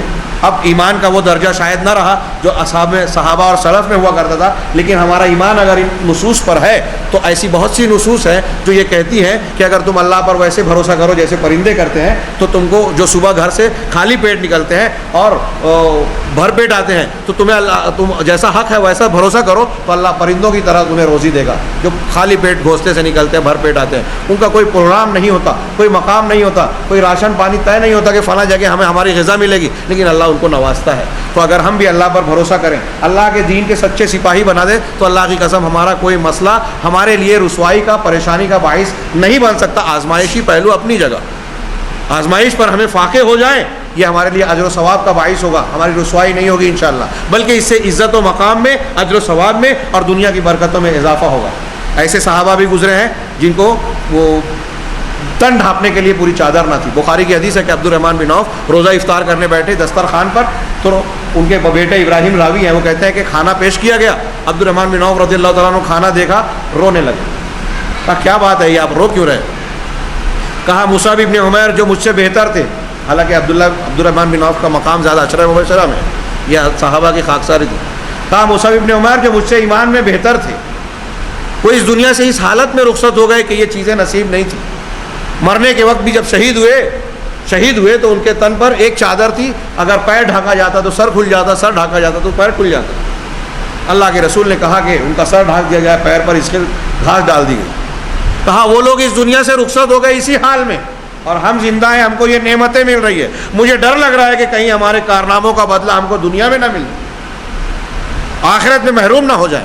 یہ ہمارے صحابہ کی سوچ تھی کہ ہم نیک کام اگر کر رہے ہیں تو دنیا میں نہیں چاہیے، آخرت میں چاہیے، اور ہم یہ چاہتے ہیں کہ دنیا پہلے بنے۔ یہ ایمانی فکر، عقیدے کے جتنے مضبوطی، اللہ پر توکل جتنا اعلیٰ ہوگا، یہ فکر اتنی گہری ہوگی۔ میں یہ بات کہہ رہا ہوں تو بعض دلوں میں یہ اندیشے پیدا ہو رہے ہوں گے کہ مولانا یہ باتیں کہہ رہے ہیں، یہ کتاب کی باتیں ہیں، یہ کہنے کی باتیں ہیں، اس سے گزرنا، اسے برتنا بہت مشکل کام ہے۔ جی ہاں مشکل کام ہے، بلندیاں ایسے ہی نہیں ملتی۔ اگر آپ ایمان کے اعلیٰ درجے پہ ہوں تو انشاءاللہ آج بھی اللہ تبارک و تعالیٰ کی طرف سے غیبی امداد اور ایسے مقام سے روزی دینے کا تصور جہاں سے ہم تصور نہ کر سکیں، وہ وعدہ قرآن مجید میں قیامت تک ہے۔ وَمَن يَتَّقِ اللَّهَ يَجْعَل لَّهُ مَخْرَجًا وَيَرْزُقْهُ مِنْ حَيْثُ لَا يَحْتَسِبُ۔ اللہ کا تقوی اختیار کرو گے، اللہ پریشانیوں سے نکلنے کی راہیں دے گا اور ایسے مقام سے روزی عطا فرمائے گا جس سے انسان توقع نہ کر سکے۔ تو خیر، یہاں میں یہ عرض کر رہا تھا کہ عقیدہ تمام برکات کا سبب ہے۔ صحیح عقیدہ صحیح ہوگا تو انسان کی فکر و سوچ صحیح، مثبت اور بہتر ہوگی۔ صحیح عقیدے کی بنیاد پر نیکیاں پروان چڑھتی ہیں اور برائیاں دم توڑتی ہیں۔ اس کی تشریح میں آپ جائیں تو پوری کتاب لکھ سکتے ہیں کہ جب آپ کو صرف اللہ کا ڈر ہوگا تو آپ بہادر ہو جائیں گے، دنیا کی چیزوں سے نہیں ڈریں گے۔ جب آپ صرف اللہ کے آگے ہاتھ پھیلائیں گے تو دنیا کے سامنے بھکاری نہیں بنیں گے، آپ کے اندر خودداری آئے گی۔ جب آپ صرف اللہ تبارک و تعالیٰ کے تعلق سے صحیح عقیدہ رکھیں گے تو آپ لوگوں سے نہیں شرمائیں گے، صرف اللہ سے شرمائیں گے۔ جب آپ اللہ سے خوف رکھیں گے تو آپ گناہ نہیں کریں گے، اس کی نافرمانی نہیں کریں گے، چاہے آپ اکیلے میں ہوں، چاہے آپ کو طاقت اور قوت مل جائے، آپ کسی کمزور انسان پر ظلم نہیں کریں گے، کیونکہ آپ کو عقیدہ ہوگا کہ اگر میں کمزور پر ظلم کروں گا تو میرے اوپر والا مجھ سے بدلہ لے گا جو مجھ سے زیادہ طاقتور ہے۔ لہٰذا یہ ساری چیزیں انسان کو قدم قدم پر برائیوں سے روکے گی اور نیکیوں کی طرف راغب کرے گی۔ عقیدے کو عمل اور دعوت میں مقدم رکھا جائے، پہلے اس کی اصلاح کی جائے، تبھی سماج کی اصلاح ہوگی۔ اصلاح عقیدہ کے بغیر اصلاح سماج ناممکن ہے۔ عقیدے کی دعوت و اصلاح سے خالی کسی بھی دعوت کا نتیجہ عارضی اور سطحی ہوگا، دیرپا اور گہرا نہیں ہوگا۔ اس کی دلیلیں اوپر کی جو کچھ آیتیں وغیرہ گزری ہیں اسی میں ہو سکتا ہے، اور آگے جو آخری آیت آ رہی ہے وہ ان 3-4 پوائنٹس کے لیے ایک جامع دلیل کے طور پر کام دے سکتی ہے۔ صحیح عقیدہ ہی انسان کے لیے سکون و طمانینت اور سعادت کا لازمی سبب ہے، اسی سے دلوں کو چین اور سکون ملتا ہے۔ الا بذکر اللہ تطمئن القلوب، عقیدہ صحیحہ سے ہی امن اور تحفظ ملتا ہے، اور یہی ہدایت کی بنیاد اور عنوان ہے۔ اللہ نے فرمایا الذین آمنوا ولم یلبسوا ایمانہم بظلم اولئک لہم الامن وہم مہتدون، کہ جو لوگ ایمان لائے اور اپنے ایمان کے ساتھ ظلم کی آمیزش نہیں کی، یعنی شرک نہیں کیا، توحید کے ساتھ شرک نہیں ملایا، بدعقیدگی کو شامل نہیں کیا صحیح عقیدے میں، تو یہی لوگ ہیں جن کے لیے امن ہے آخرت میں اللہ کے عذاب سے۔ اور میں اس کے معنی کو اگر وسیع کروں تو یہ کہوں کہ ہر مصیبت اور پریشانی یا اللہ کی طرف پکڑ سے اس کو تحفظ حاصل ہو جائے گا، ان کے لیے امن ہے، وہ محتدون، اور یہ ہدایت یافتہ ہے۔ تو جب آپ اللہ کے ہر قسم کے عذاب سے محفوظ رہیں گے تو سکون اور چین آپ کو ملے گا، ہمیں ملے گا۔ اللہ اس کا نسخہ راستہ بتا رہا ہے کہ ان کے لیے امن۔ سورہ بنی اسرائیل میں جو کہا کہ اللہ کے ساتھ کسی کو معبود نہ بناؤ، اگر تم ایسا کرو گے تو مذموم و مخذول ہو جاؤ گے، یعنی تمہاری مذمت کی جائے گی، محمود نہیں رہو گے، قابل تعریف نہیں رہو گے، اور مجہول یعنی رسوا ہو جاؤ گے، اور مخذول نہیں ہوگے. مخذول مطلب سہارا تمہارا نہیں، سہارا ختم، اس کا سہارا تمہارا جو ہے چھین لیا جائے گا. اس کا مطلب اگر کوئی شرک کرتا ہے تو وہ بے سہارا ہو جائے گا، اللہ کی مدد نہیں ملے گی. پوری دنیا میں مسلمانوں کی بے سہارگی، رسوائی، پریشانی کی بنیادی سبب یہ ہے کہ آدمی اللہ کے ساتھ کسی دوسرے معبود کو پکارا جا رہا ہے. تو اس اعتبار سے آپ غور کریں تو دنیا میں اللہ تعالیٰ کا تحفظ، آخرت میں اللہ تبارک و تعالیٰ کے انعام کی بنیاد اور اس کا عنوان یہی عقیدہ صحیحہ ہے کہ اس کو شرک سے محفوظ رکھا جائے. مختصر اور حاصل یہ کہ یہ ان معروضات سے یہ بات بالکل واضح ہو جاتی ہے کہ اگر ہمیں دین سمجھنا ہے، دین کے راستے میں قدم اٹھانا ہے، دعوت کا کام کرنا ہے، بچوں کی، مسلمانوں کی تربیت یا اصلاح کا کام کرنا ہے، تو پہلا نقطہ توحید ہے، آخری نقطہ توحید ہے، بنیادی نقطہ توحید ہے. سارے مسائل اور احکام اسی توحید کے گرد گردش کریں گے. اللہ رب العزت سے دعا ہے کہ وہ اس بنیادی نقطے کو ہمیں سمجھنے کی توفیق عطا فرمائے. آج جو اس موضوع کو یہاں رکھا گیا، میں نے شروع میں بیان کیا تھا کہ اس کا پس منظر یا اس کی اہمیت، ایک تو اللہ اور رسول اللہ نے جو اہمیت دی ہے، اس اعتبار سے اس معاملے کی، اس نقطے کی بار بار فہمائش، تذکیر ہوتے رہنا چاہیے کہ 9 ساڑھے 9 سال تک اللہ کے انبیاء نے صرف اسی کی دعوت دی، اس لیے اس کی اہمیت اس سے بھی واضح ہوتی ہے. جب تک قوم نے اسے نہیں مانا، آگے کا سبق نہیں دیا. دوسرا پہلو یہ کہ اہل حدیث کا منہج قرآن و حدیث کے منہج کے مطابق ہے ہمارا اور آپ کا. تو اس منہج کے مطابق جب ہم عقیدے پر زور دیتے ہیں، اس پر اپنی قوت صرف کرتے ہیں، تو کچھ لوگوں کو اعتراض ہوتا ہے، جیسا کہ میں نے عرض کیا تھا کہ یہ عقیدے پر ہی کیوں اتنا زور دیتے ہیں. اور ان کے خیال میں، ان کی دانست میں صحیح عقیدے کو پیش کرنا امت میں انتشار و اختلاف پیدا کرنے کے مترادف ہے، جبکہ یہ انتہائی غلط بات ہے، بلکہ خیرت کا نام جنوں رکھ دیا والی جیسی بات ہے. صحیح بات تو یہ ہے کہ اگر امت میں اتحاد و اتفاق کو مضبوط انداز میں پیدا کرنا ہے تو اتحاد و اتفاق بھی صحیح عقیدے کی بنیاد پر ہی ہو سکتا ہے. آج ہم دیکھتے ہیں کہ سیاسی اعتبار سے، معاشی سماجی اعتبار سے اگر کوئی مشترکہ مصیبت آ رہی ہے، اس مصیبت کے تناظر میں مسلمان اکٹھا ہو جاتے ہیں کہ اسٹیج پہ علماء کرام مختلف مکتب فکر کے، تو وہ ایک خاص مسئلے کی حد تک ظاہر میں رہتے ہیں، اس میں ایک دوسرے کے خلاف کینہ اور بغض موجود ہوتا ہے، طنز و تاریض موجود ہوتا ہے، سیاسی انداز موجود ہوتا ہے. دلوں کی وہ محبت اور ملاپ نہیں ہوتا جو ایک مسلمان بھائی کا دوسرے مسلمان سے ہونا چاہیے، جو صحابہ کرام اور سلف کی صفوں میں موجود تھا. یہ کیوں نہیں ہوتا؟ اس لیے کہ ہم ایک مصیبت کو دیکھ کر جسم کے ساتھ تو اکٹھا ہو جاتے ہیں، ہمارا دل عقیدہ صحیحہ میں متفق نہیں ہے، لہٰذا ہم بظاہر تو اکٹھا ہوتے ہیں، دل میں اتفاق اور اتحاد نہیں ہوتا. تو میں یہ کہنا چاہ رہا ہوں کہ اگر آپ حکومت الہیہ یا کوئی دوسرے عنوان پر دعوت و تبلیغ کا کام کر کے یہ سمجھ رہے ہیں کہ عقیدے کو چھیڑنے سے اختلاف پیدا ہوتا ہے، تو آپ بہت بڑی بھول میں ہیں، نبی کے منہج سے ہٹے ہوئے ہیں. اگر آپ حقیقی اتحاد و اتفاق مسلمانوں میں چاہتے ہیں تو صحیح عقیدے کو رواج دیجیے. صحیح ہے، جیسے جیسے لوگوں کا عقیدہ صحیح ہوتا جائے گا، ایک دوسرے کے بھائی ہوتے جائیں گے، اور جب بھائی ہوں گے تو یہ دلوں کے محبت کے ساتھ ہوگا، صرف خالی خولی ریت کی دیوار کی طرح معاملہ نہیں ہوگا کہ یہ اکٹھا ہیں دل منافقین کی طرح کہ تحسبهم جمعا وقلوبهم شتى. قرآن نے کہا منافقین کے بارے میں کہ تم انہیں جماعت سمجھتے ہو، اکٹھا دیکھتے ہو، لیکن قلوبهم شتى، ان کے دل جدا جدا ہیں. تو یہ جن لوگوں کا عقیدہ صحیح نہیں ہوتا، قرآن کہتا ہے ان کے دل جدا ہوتے ہیں. وہ منافق ہیں، وہ کافر ہیں، بدعقیدہ ہیں، ان کے دل جدا ہوتے ہیں. اور جن لوگوں کے عقیدے درست ہوتے ہیں، قرآن نے کہا وہ بنیان مرصوص کی طرح ہوتے ہیں، شیشہ پلائی ہوئی دیوار کی طرح مضبوط. لہٰذا عقیدہ صحیحہ ہی مسلمانوں میں اتحاد و اتفاق کی بنیاد ہے. یہ نقطہ ڈال لینا چاہیے. اقول قولی ھذا واستغفر اللہ لی ولکم ولسائر المسلمین وصلی اللہ علی نبینا محمد صلی اللہ علیہ وسلم.